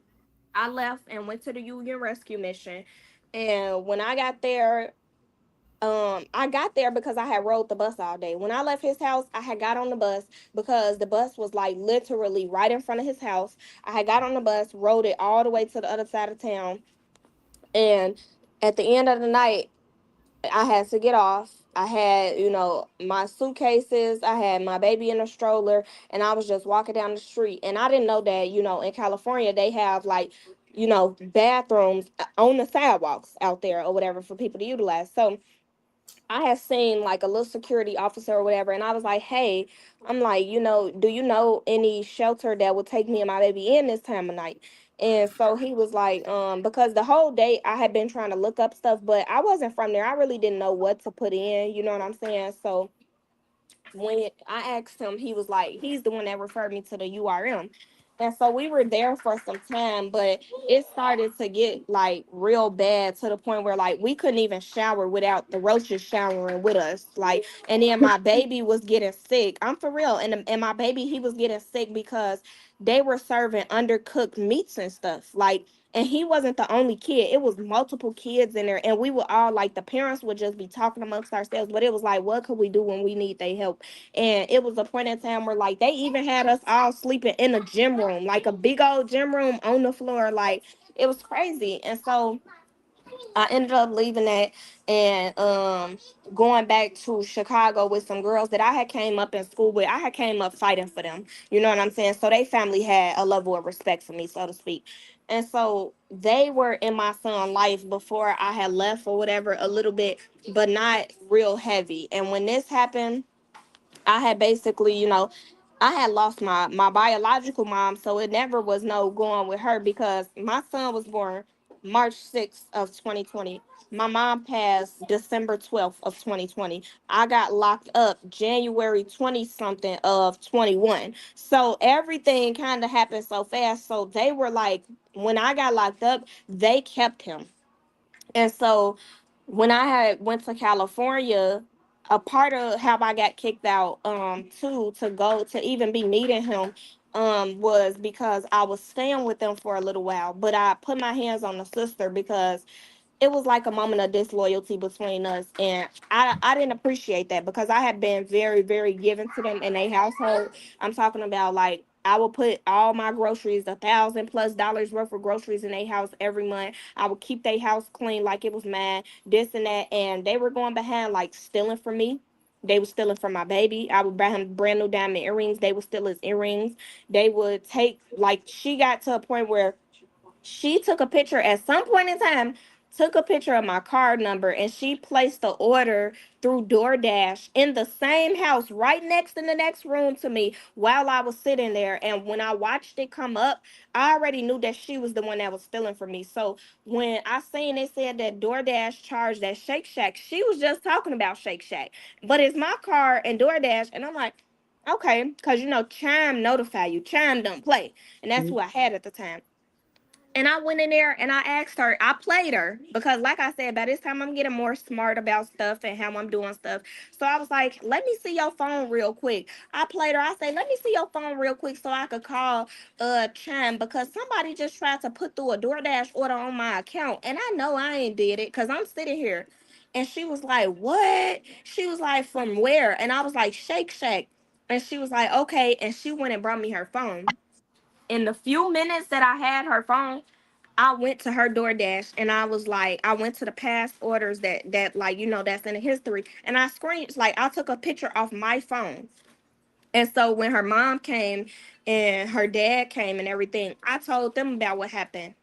They basically didn't care, you know what I'm saying? So when it came down to what she did that I felt was really, really disloyal, I put my hands on her. And so that's how I ended up out there in California. But once I started going through everything with that shelter and the conditions, her mom reached back out. I don't have to, baby. I'm strong. There you go. And so her mom reached back out and asked if me and Pootie would come back and stay with them again. And so I was like, yeah, because why would I want to stay in these type of conditions? So she was like, I'll pay for y'all flight back or whatever. And she did. And we went back to stay with them. But I ended up parting ways again because like I had went through a lot dealing with them, and then it got to the point I had put my hands on their cousin, like the big sister's friend. She came to their house, and I had fought her when I was pregnant with my daughter. I was 8 months pregnant with my daughter, and I had fought her and everything. And I was just like, nah, these not the people I should be around because every time I'm coming around y'all, I'm dealing with a more than I need to and taking more losses than I ever have. And I'm like, nah, something ain't right. And so I started praying, asking God, like, to guide me, like, what should I do? Because I don't have anybody to turn to. I don't know nothing about nothing. And when I did that, he basically just spoke to me and told me that I was gonna have to find my way. And I didn't know what that was gonna be. You know what I'm saying? But when I left their home, I ended up sleeping outside with my baby. If you know Chicago's cold and snow, we ain't the Windy City for nothing. So it was like I had even went and really I slept in the police station in Chicago with my baby on top of a Walmart tote, and I had clothes piled on top of him because I mean I didn't really have much, you know what I'm saying, and everything, but nobody, like, I called DCFS on myself. I went to the police station. I was going to like all Chicago, any resource that I could possibly get to with public transportation, and anybody I could talk to that I knew had access to tools to help me. I was getting up and I was talking. Make a long story short, I went from still bouncing around, from sleeping around in the streets and everything, to going back to dealing with shelters. um, I had got into a car accident 2 years ago, and it left me in pretty bad shape. I had to be in a neck brace for quite some time, and I was in this one shelter. It was very good. It was for domestic violence. It was very clean. It was like more of a luxury style living. You get what I'm saying? But they wanted you to be there for over a year before they provided any type of resources for housing. And so when I was there and I went through my car accident, like I said, this was the shelter that was targeting me and stuff. So when I went through my car accident, I was on bed rest and I really couldn't do anything. And then like I was, taking muscle relaxers and stuff like that, and I was like sleeping like crazy, you know what I'm saying? So I really didn't come out my room, and I started hearing like the other residents, because I was like, I'm a genuinely cool person, you know what I'm saying? Real down to earth. Like people could talk to me anytime. And so I was cool with a lot of the residents. And when I did come out my room, I was hearing they were telling me that the staff was saying that I was disrespectful and just different stuff like that. And I'm like, well, why would they even come with something like that? And they was like, oh, because whenever we have groups, you never come to groups. And they said you don't talk to them and this and that. And I told them, I said, because I don't have to. They ask you because that's what they offer, but you don't have to. And I told the residents, I'm like, y'all don't know me outside of here. I've been in shelters so many times before now. I don't need to talk to you. I need you to do what you're supposed to do for me. That's it. As long as I'm doing what I'm doing, following my care plan. I had enrolled my baby in daycare by myself. I had already had a job by myself. I didn't need them for nothing besides helping me with housing. So at that time, I had ended up basically having words with one of the ladies, the admins, because she tried to tell me, she was like, this was like a week after I had been in the accident. She was like, you, first of all, she confronted me because she said that my son used profanity at an older resident. Anybody that ever, and I'm talking about since he's been born and ever been around me, for one, he's not a disrespectful kid. If he slips up and says something, which he won't, but if he does, I'm sorry, Mom. I did not mean to say that. That's a bad word. Or if he heard someone say, hey, you're not, because he says what I say to him, hey, turn that off. You're not supposed to be listening to that. So when she said that, I was like, I knew it wasn't true. And so, I went to bat for my baby, because she basically had told me if it happened again, we're gonna get put out of the shelter. And she was like, this is a safe space for everybody and this and this and that. And I was like, first of all, because at this time my baby was nothing but like coming up on 3. So I'm like, so you're saying a 2-year-old used profanity at an older resident, and that's why you're threatening our safety and security of our room and board? I said, for one, if that had been true, tell them to have tougher skin. For real, for real. He's 2 years old. He's a baby. For two, Why have nobody never said nothing to me? Keep in mind, I have a great relationship with them. Anytime, anything, they're talking to me. Stop before you hurt yourself. That's unsafe. I'm not playing. You know that's my zero tolerance. That's my only time telling you. Okay. All right. This how you teleport. You don't teleport bed to bed. Crazy. Okay. So So I'm gonna ask you some questions because I know he probably wants some attention. So I'm gonna ask you the main questions, right? So you ended up in Tennessee, right? What I know, well, first I know a situation happened with your son to where he was SA, right? hmm How did that come up into play? because I had like when I first moved here, I wasn't working. I had paid all my bills up down to the phone bill. I paid all my bills up for 2 months. So I didn't need to work. And when I was looking for work, I wasn't really hearing nothing back. And then once I did get a job, I had cameras in my house or whatever when I moved in. And so when I had got a job, I had reached out to a babysitter out of one of the Clarksville chats out here or whatever. And I basically met this girl, and she was like, you can bring him to me, woo out the bam. So before I even had like brought them on each other, I don't believe in like just throwing kids off on somebody for the first time. That's a bad vibe. And so I had told her, I'm like, do you mind FaceTiming me so you guys could just see face and put, a vibe in the air. And I told her, I said, I do want to do a virtual walkthrough of your home because I want to know where he's gonna be. And it was no perfect time like the present to surprise somebody. Oh yeah, let me see your house right now. You know what I'm saying? Because you don't have time to hide anything. So she did. And we went through that call, and he literally, like, when the situation happened, he was only with them for like a week. But every time he would go to their home, and their home is, for one, it's so straightforward, it's no room to do nothing. And then for two, it's so many people that's in there, it's always somebody's eyes on the children. You get what I'm saying? So the first time I was like, I thought about it after a week. I'm like, okay, I don't want to keep on, because my boss was nice enough to allow me to come to work late every morning. I was able to clock in and like steal the hours, you know what I'm saying? Because he understood that I had to take my son to the other side of town. So I ended up like just not wanting to wear that out and actually like start making a bad impression.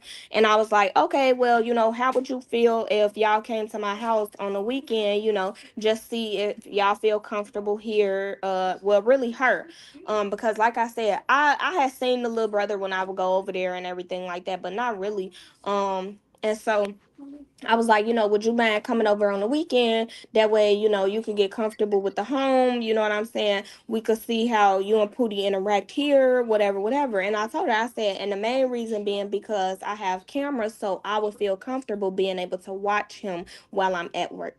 So when I did, that was their first time ever over. But she was like, when she said that she was coming, she was like, I'm bringing Dalen, which is her little brother. And I was like, okay. I didn't think nothing of it because a little boy, my son is a little boy, they both could play. You know what I'm saying? I don't mind. When they came over, it was just like right out the gate, it was just a lot of things that like I overlooked. They were washing their hands, like they came in from outside. My routine is take your stuff off, go wash your hands, and then we gonna chill out. You know what I'm saying? Because your outside time is your time to play, all your energy, whatever. So when they came in to wash their hands, I noticed that like they both were trying to go in the bathroom at the same time. So I told my son, I said, no. I said, Nolan, you go, do what you're supposed to do in your room at the closet, put your stuff up. And by the time he wash his hands, y'all could switch off.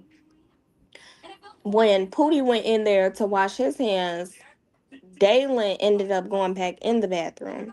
And she got up and was standing in the doorway. And I was like, I asked her, I said, why are you standing in the doorway?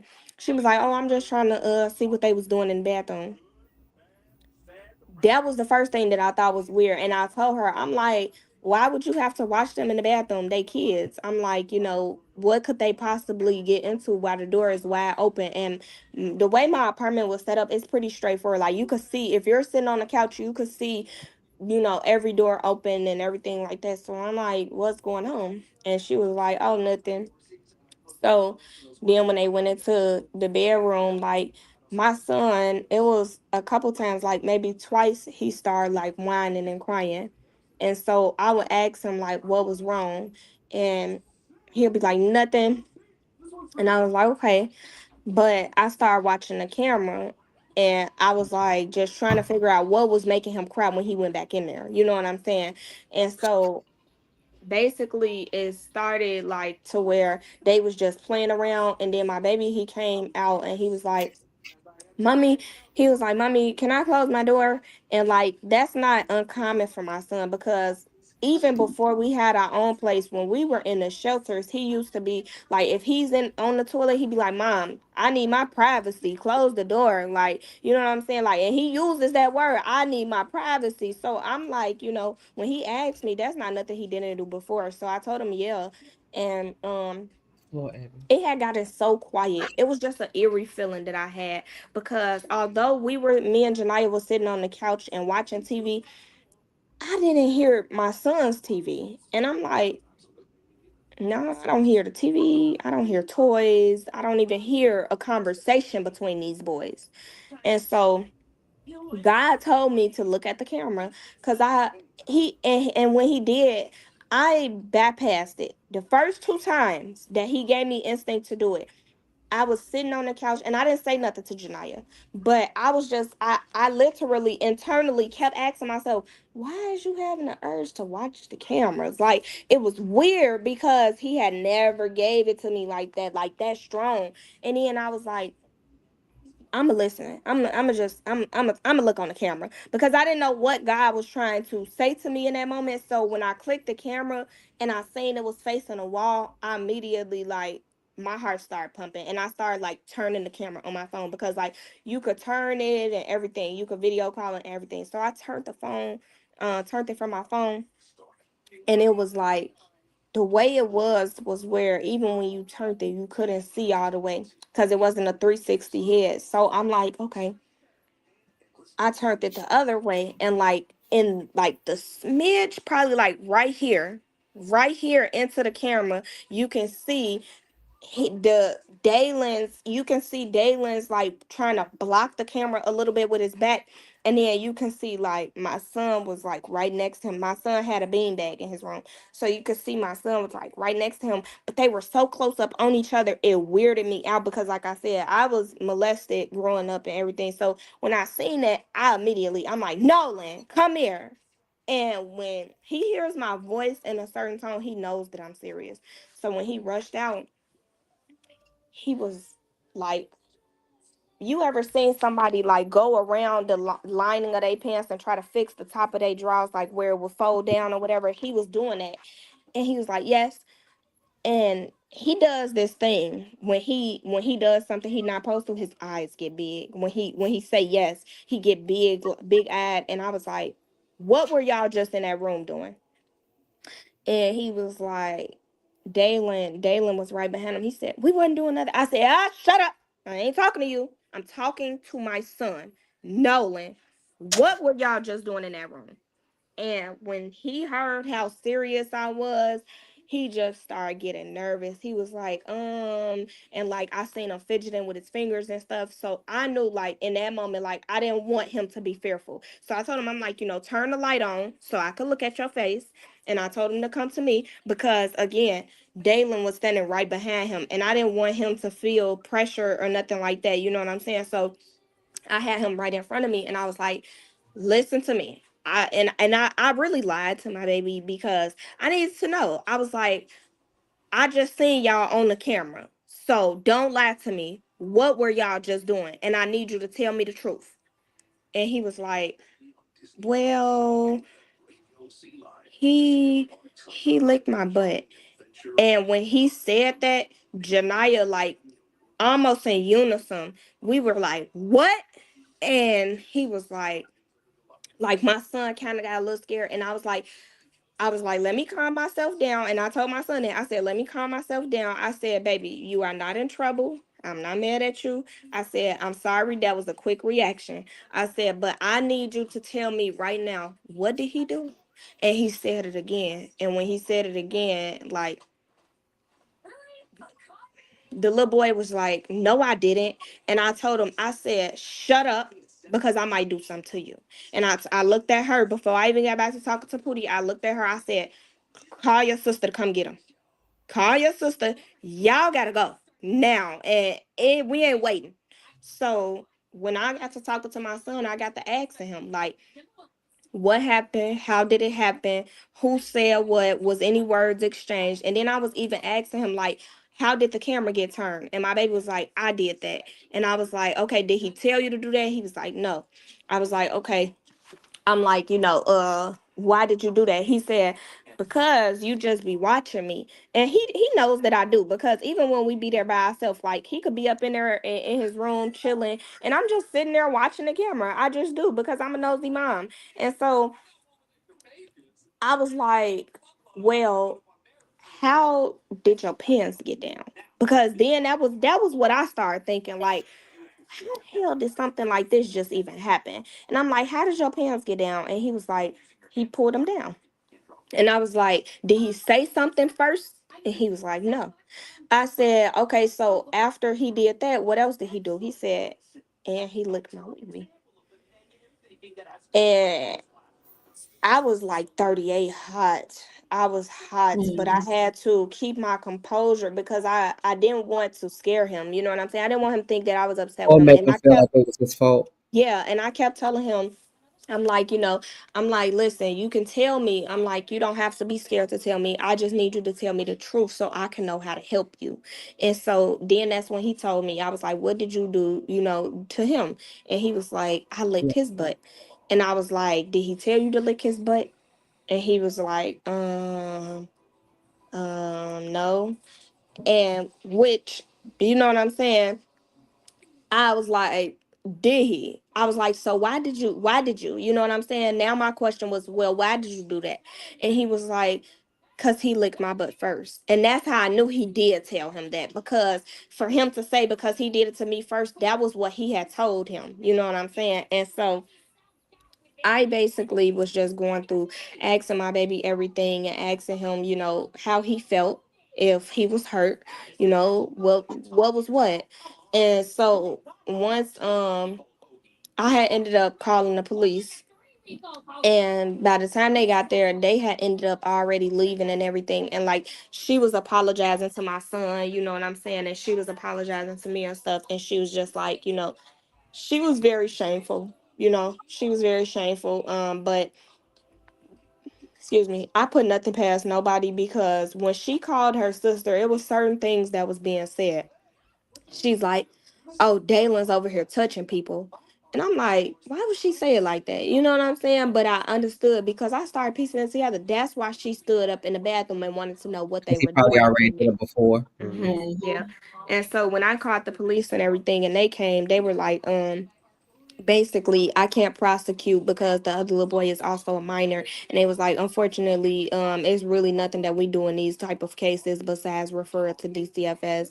And so, like, a day and a half later, DCFS came to the door.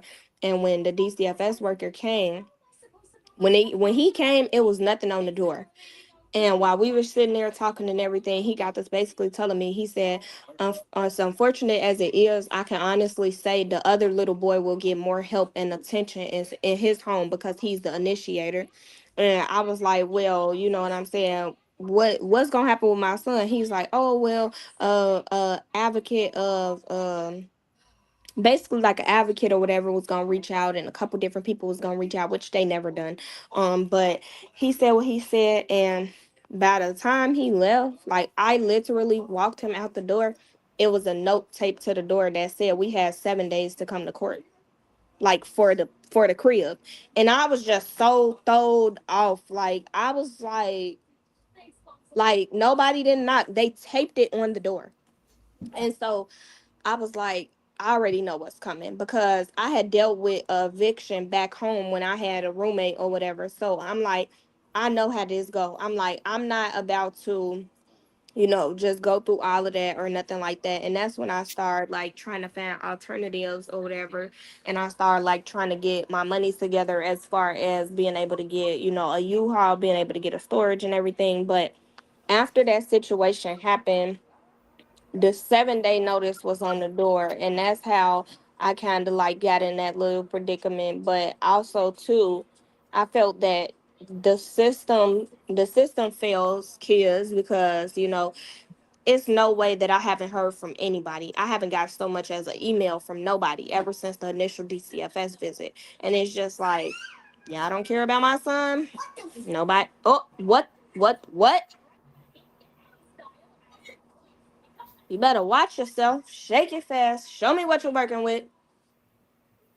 So, basically I had ended up, getting that notice, and I didn't want to go to court and fight it and all of that because they're gonna do what they want to do. You know what I'm saying? They make their minds up when things like that happen. And then I was not on the lease. I funded the place because I had the money and everything, but someone here had helped me get the place, and they put their name on the lease, and I was supposed to put me and Pootie on there when I got here, but it was a discrepancy about that, and it never happened. So when it came time to go to court, I was like, I'm not just thinking a little smarter than before. I'm like, I'm not about to go. So then they could collect my information. And then now whatever falls on this person falls on me and all of this, because that person messed me up in their own right too. Because it was like once I didn't have income after I had exhausted my money, because I exhausted $20,000. And once I exhausted my money, that's when the person kind of was just like, because it was supposed to be to where they were gonna help me, like I was gonna do what I did initially. Like I said, I paid all my bills up for 2 months and everything, and they were gonna start like paying the rent for me or whatever. And when it didn't happen and this came, I was just kind of like, no, like I'm just gonna leave. And so that's what I did, because either way it go, even if I did go to court, I would still have to leave. They probably would have just gave me a little bit more time, but it was the inevitable. So I ended up leaving on my own free will. And the first night that I had left, I mean, yeah, the first night that I had left, that's when I originally went over to the other hotel. And when I was there, I was like, dang, this is a night, this is too expensive. I'm like, I'm not gonna be able to do that. I need something that's gonna make sense for my money, because I really didn't have none. And now I'm not working anymore. So I only had the money that I had saved up from the little time that I was working, because I wasn't even working for that long. So when I ended up getting over there, I ended up finding the other hotel that I was at, and I could do like weekly with them. Like that was like for long term stays or whatever. But then it was just a situation where I had went just the other day to basically pay for a room. Now at first I was doing it 7 days at a time up front when I started, because the first time that I couldn't renew it, I didn't have the money. Like I had money, but not enough to renew it. So even for one night, I wasn't able to. And they were like asking me like, was I gonna renew the stay or whatever? And I was like, no, I'm just gonna leave. And if I come back, I'll pay for single nights. Maybe that would be more feasible. Then that's when he got to telling me like, oh yeah, we don't give consistent rates. The rates could change by the hour. They could change every day. We have to bam. And then when I left and came back to pay for the single night, because I had left and basically went to my storage or whatever, and I was trying to gain some more finances. And so when I did, it was like super super late. So that night I went back, I only paid for a single night because that's what I had. And I think they didn't like that, because the next morning it was literally 11:01 and they were knocking at my door. And I was like, I just got out the shower. I don't got no clothes on yet. You got to give me a minute. And he was asking, was I going to extend the room or whatever? And I was like, yeah, by one night. You know what I'm saying? Because in the time that I had got dressed and everything, one of my supporters from TikTok, they, seen the video, was able to cover another night. So I'm like, okay, yeah, just for another night. And after those 2 nights and I left, I didn't have no more finances. So I ended up going to the storage or whatever. And so when I did, not that next day, but the following day after then, when I was able to again have enough for another night, I went back and tried to book for one more night. And he told me like, "Oh, I was told to refuse service to you at this hotel. You can no longer book here with us." I seen that. And I was just like, well, I was confused because I had never gave an issue. My son never had gotten no reports or nothing like that. I was just confused. But he said that it was because of the day that I had to leave from being there after a full 7 days, and I had to move everything out. It's no elevator in there. It's two flights of stairs. I got literally two totes. I have food. I got all this stuff. And I'm having to move it down two flights of stairs by myself. So yeah, I checked out late because it took time to move it. You know what I'm saying? He told me that that was basically his reasoning. Late checkout was his reasoning for not wanting to service me, and they're privately owned, so it's not really much I can do. And he basically, I asked him why he wouldn't apply the late fee. He didn't want to give me an issue, but now you're hindering me from being able to book in the future, and you don't know my situation. That's kind of still an issue. But then we came over here, and yeah, that's where we are now. Okay. Okay, so I want to first of all, I want you to be able to put your Cash App or in the chat, or tell me, because the whole reason um was because we're hoping to be able to get you more resources and funding, right? And that's why we wanted you to be able to tell your story, because you could beat around certain points, but some people don't really understand. It's people out here that really life be really lifing. Like, we might say it because today's stressful. We might say it because my daughter ain't listen.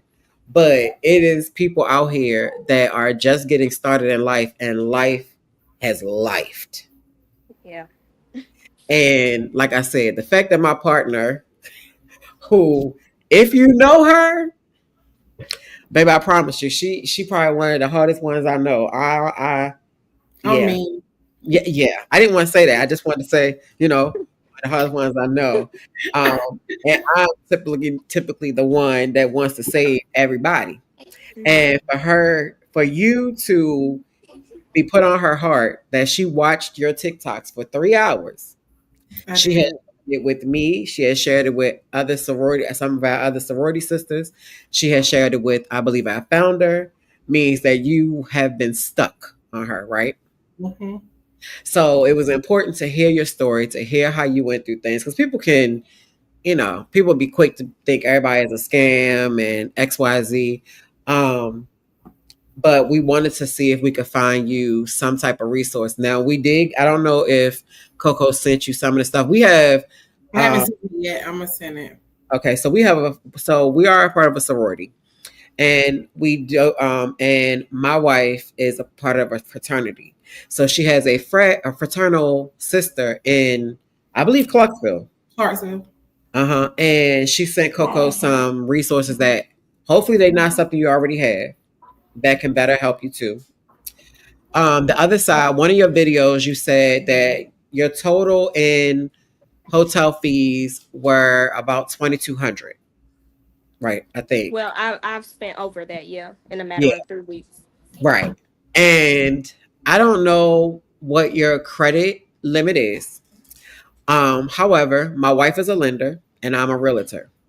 What you pay in hotel fees is some people mortgages. Right. A lot of people don't know that it's options out here. They have down payment assistance. They have this thing I just found out, where you can buy HUD houses, which are houses that are very low income, right? And you can get as low as $100 down payment. I don't know if it's everywhere. I'm just learning about it, like as of like today. I was told about it last week, but I'm actually getting into it today because a lot of young people be wanting to have their own, something nobody can kick them out of, to give themselves and their family safety. And home, home. And HUD does help a lot of people, right? If you're willing to sit down or want to, you could think about it, and I'll make sure I send you my name and stuff on TikTok, and my number, and let me know if you want to even look at lending options to buy you and your son a home, to give him the safety that no one was able to give you. I applaud you for even watching you on here.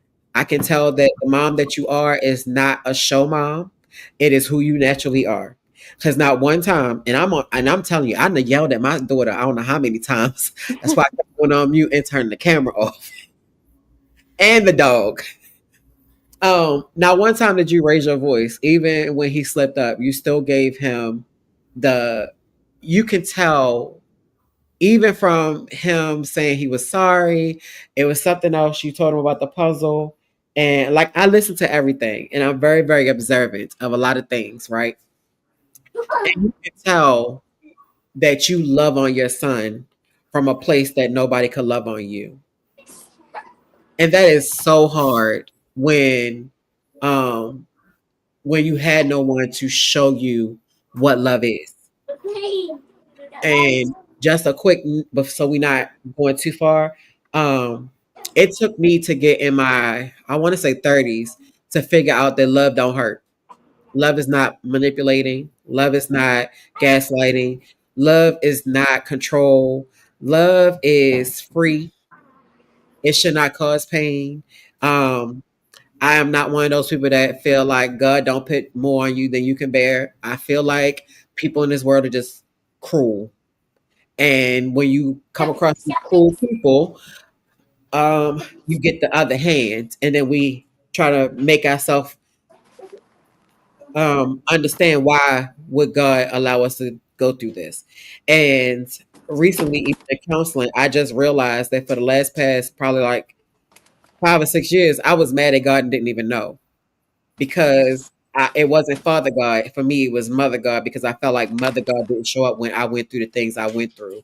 And I didn't realize it because you're taught that you fear God. You're taught that you don't question God. You're taught that um, God knows best. Well, bullshit, right? Telling you is Yeah. bullshit. It is not the fact that you can't question God. You can. That's your father, that's your creator, Mother God, Father God, the spirit of God, whatever you want to call it, Buddha, whoever, um, is love, right? And Mhm. you can question because you will get answers. The same way we would ask our parents, or the same way we want our kids to come and say XYZ, the same way you have said multiple times that you are very outspoken. You're going to call a spade, regardless of what the consequence is going to cause you, whether it's going to cause you being abused, put out, neglected, abandoned, whatever the case may be. You will still speak up and say, "Hey, XYZ." Same thing with God. Um, it was something else I was trying to keep track of. So I applaud you. And the reason the title is A Brave Mother's Journey. I didn't even know how young you were. Okay. Me either. But the fact that you are not even 25, not even 24, and have survived some shit that grown ass women that's 40 and 50 wouldn't have been able to get through.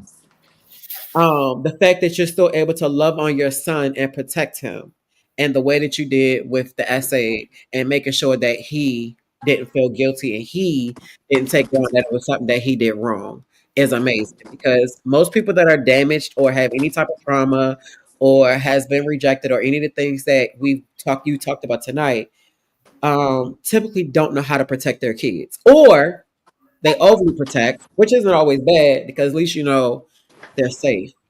Yeah. So I want you to give your cash app. We have already been putting up, asking our sisters for donations that will go to you. Whatever goes to Coco's cash app, because she doesn't use it, so we use one that nobody can. Because she was gonna send it to me, and I said, "Don't do that because I don't want nothing hit, and it's not for me. It is for you." So as we get them in, you will get them. We want to be a resource that you can reach out to.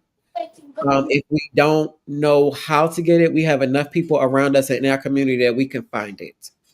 I 100% want you to think about owning your home, though, or at least seeing what it would look like if it's possible. I would say, God is right on time. He's never on my time, but he's always on time, and I We be strongly, late sometimes, let me tell you, but go ahead. I tell him this was before I moved. I was telling someone, I said, God is showing me that I'm gonna be a homeowner by the end of the year, and I kept telling people that I'm like, I'm gonna be a homeowner, and they just bypass things you say. You get what I'm saying? But I didn't have a clue about it, but I did start reading into Go sit down, please. Thank you. I did start reading into, like you said, the HUD homes, and then they have programs where as I believe I seen someone comment down there and said, like, you would have to volunteer to do work. They do have programs to where you could get homes, as you said, for very low down payment, and be able to either do like single family homes or just uh, duplexes or whatever. But it's certain criteria, everything like that. But anyways, I'm making that statement to say that I did look into it, so I am going to take you up on that offer, because that's something that I was thinking about before this call, and that is the security blanket that we need at a time like this.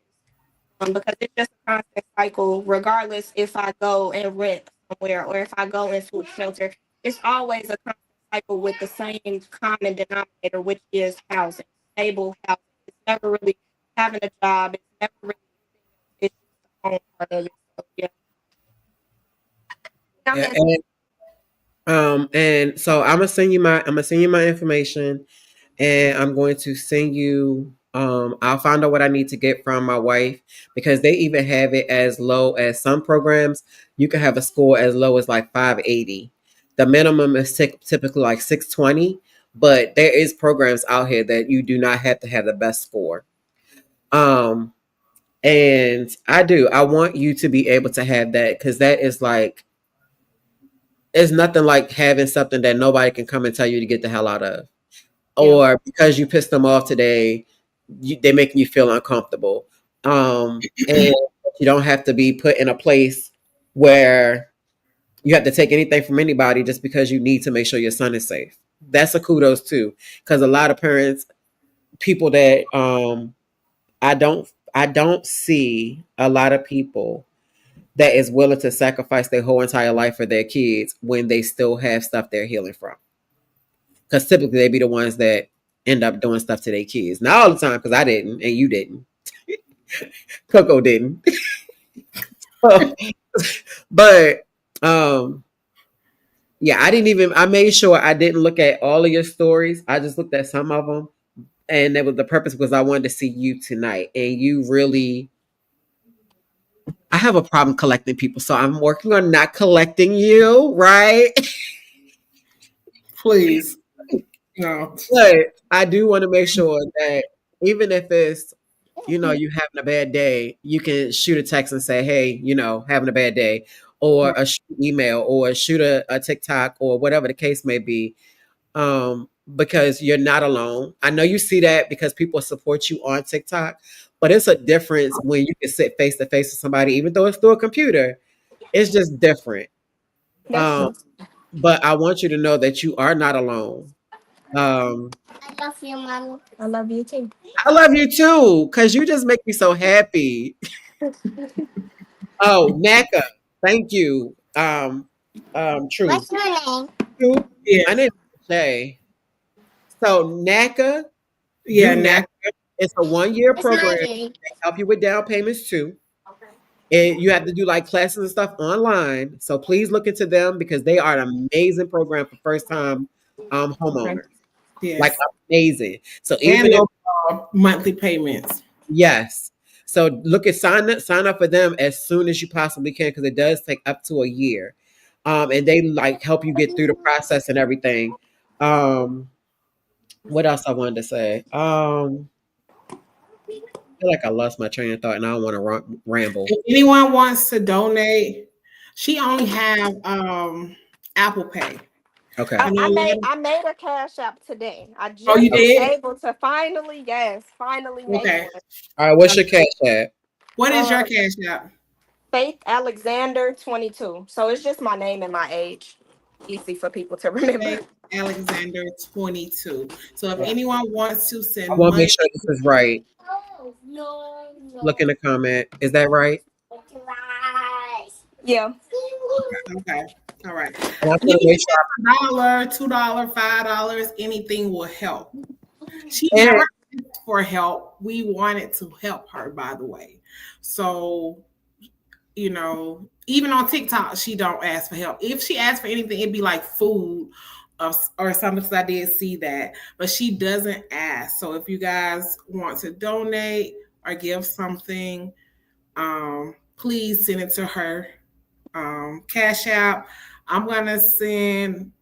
Someone sent me. One of my sorority sisters sent me something for you earlier today, Faith. She sent it by Apple Pay, so I'll just get your number and transfer it to you on Apple Pay once we get off here. And then my other thing I want to say is for the people that are watching or go back and watch, because I'm going to keep doing it on my page over and over again, because this could easily be you. It may not be you today.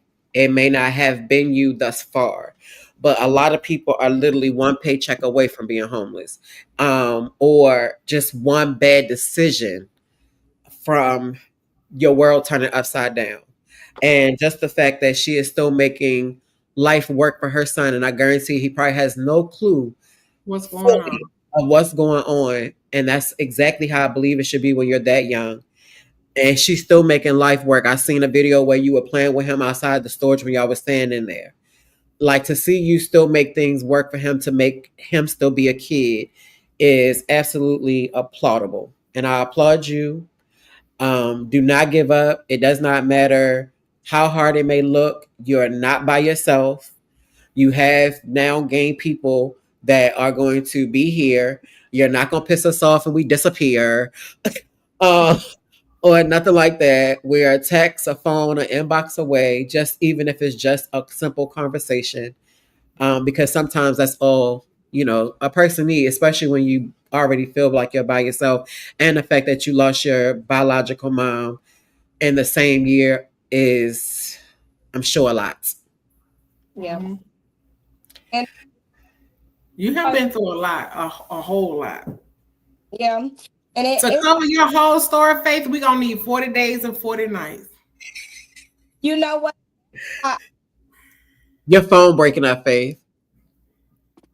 That's why I keep telling people over on TikTok, I'm like, listen, even if I put these videos into 10-minute increments, baby, it will overshadow the rest of my whole page to really tell them. But that's why, like, I do try to remain as active to answer questions for people because, like, as you said, a lot of people don't know, you know what I'm saying? And they just hear a snippet and have their own judgment, which everybody is opinionated. I don't mind, but it's kind of just like people don't understand my biological mother passing.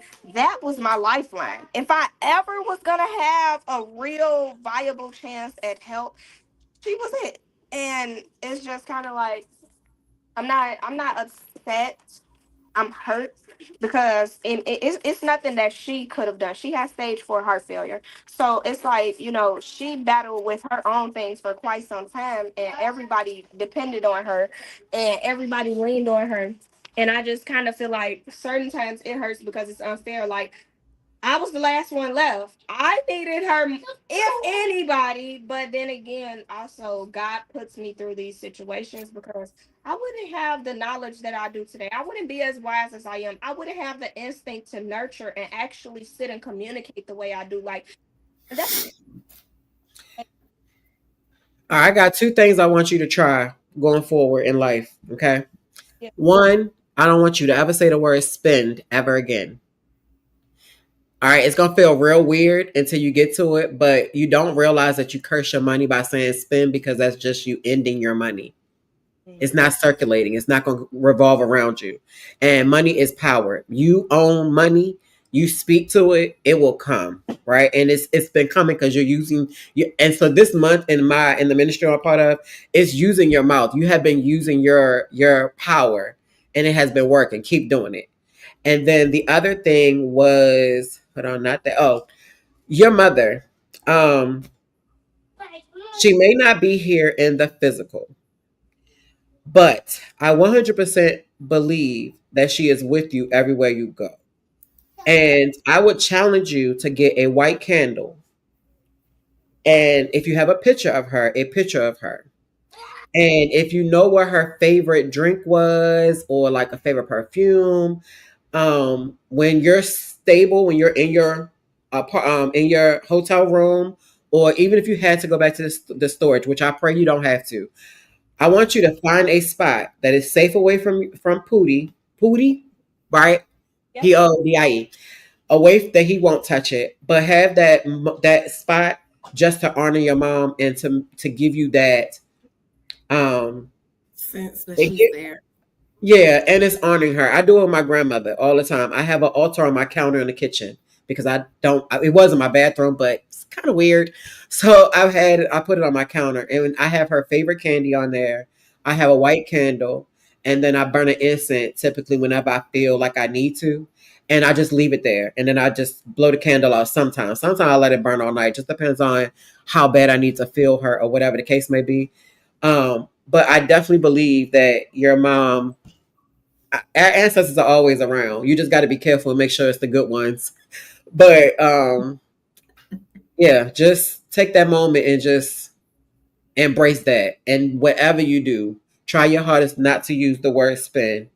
Purchase, circulate, anything outside of that word. Okay. I will. And then I'll send you my information as soon as we log off. And Yeah. then um I definitely want to keep up with you because I cannot wait for you to write your book. I think you should write that ASAP. I think you should start working on that like ASAP. Any of your Yeah. down moments, get your book out there. Keep talking, keep sharing. I don't care who wants to listen or who does not. I also feel that somebody is going to see you.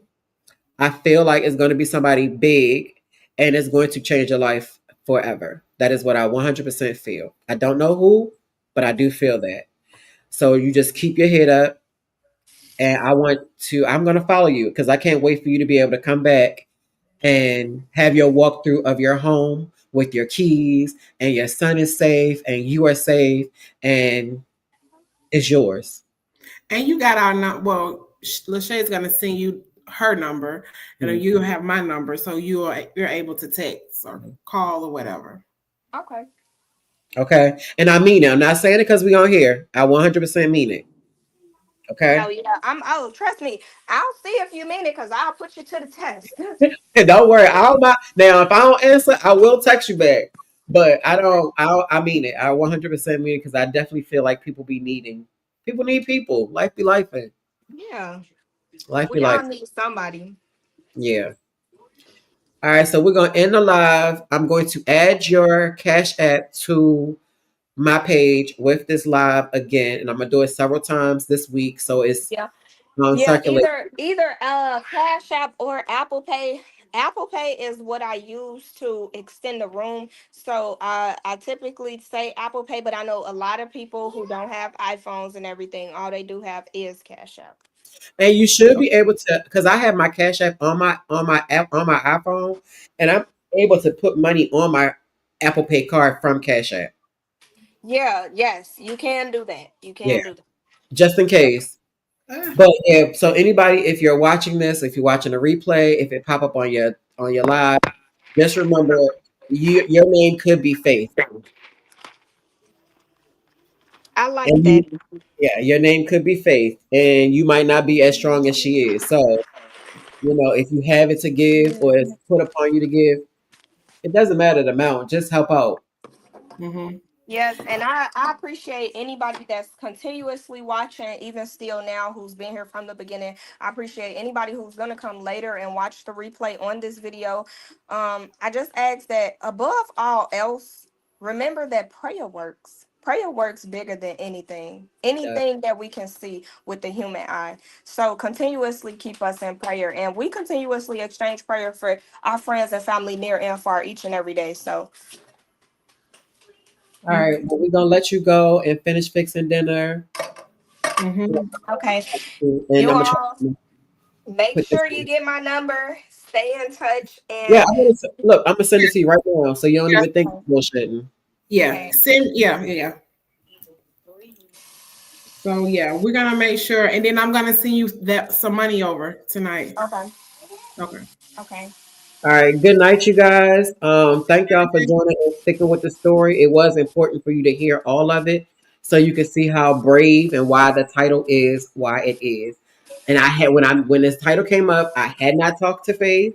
I knew nothing about her story. Only my partner did. I didn't even ask her what we should name it. That is what came up, and it fits. So if you, like I said, if you have it, give it, because your name could be Faith tomorrow. Thank y'all. Y'all have a wonderful night Thank and get you. some You rest and stay too. blessed. Good You night. too. Your family. He said, make You sure y'all take care of too. your family. That's what I'm talking about. That's how I know. My daughter said, hi, Cootie. Where's your kid? Look, My kid, Yeah. my kid is in the bed. I'm sorry. Yes, it's getting late. Why? Because she Why has is school she in the in the morning. What to be in the bed? Yeah, she got school in the morning. Yeah, look, he's talking about y'all should be in the bed. He's so we sweet. ready. Look, we ready to go, right? Well, this We my go right now. daughter a night owl, but we're gonna try. All right, y'all have a good night and All right, stay you safe. too. Good night. Thank you. Hold on, I gotta play the outro. Hold on.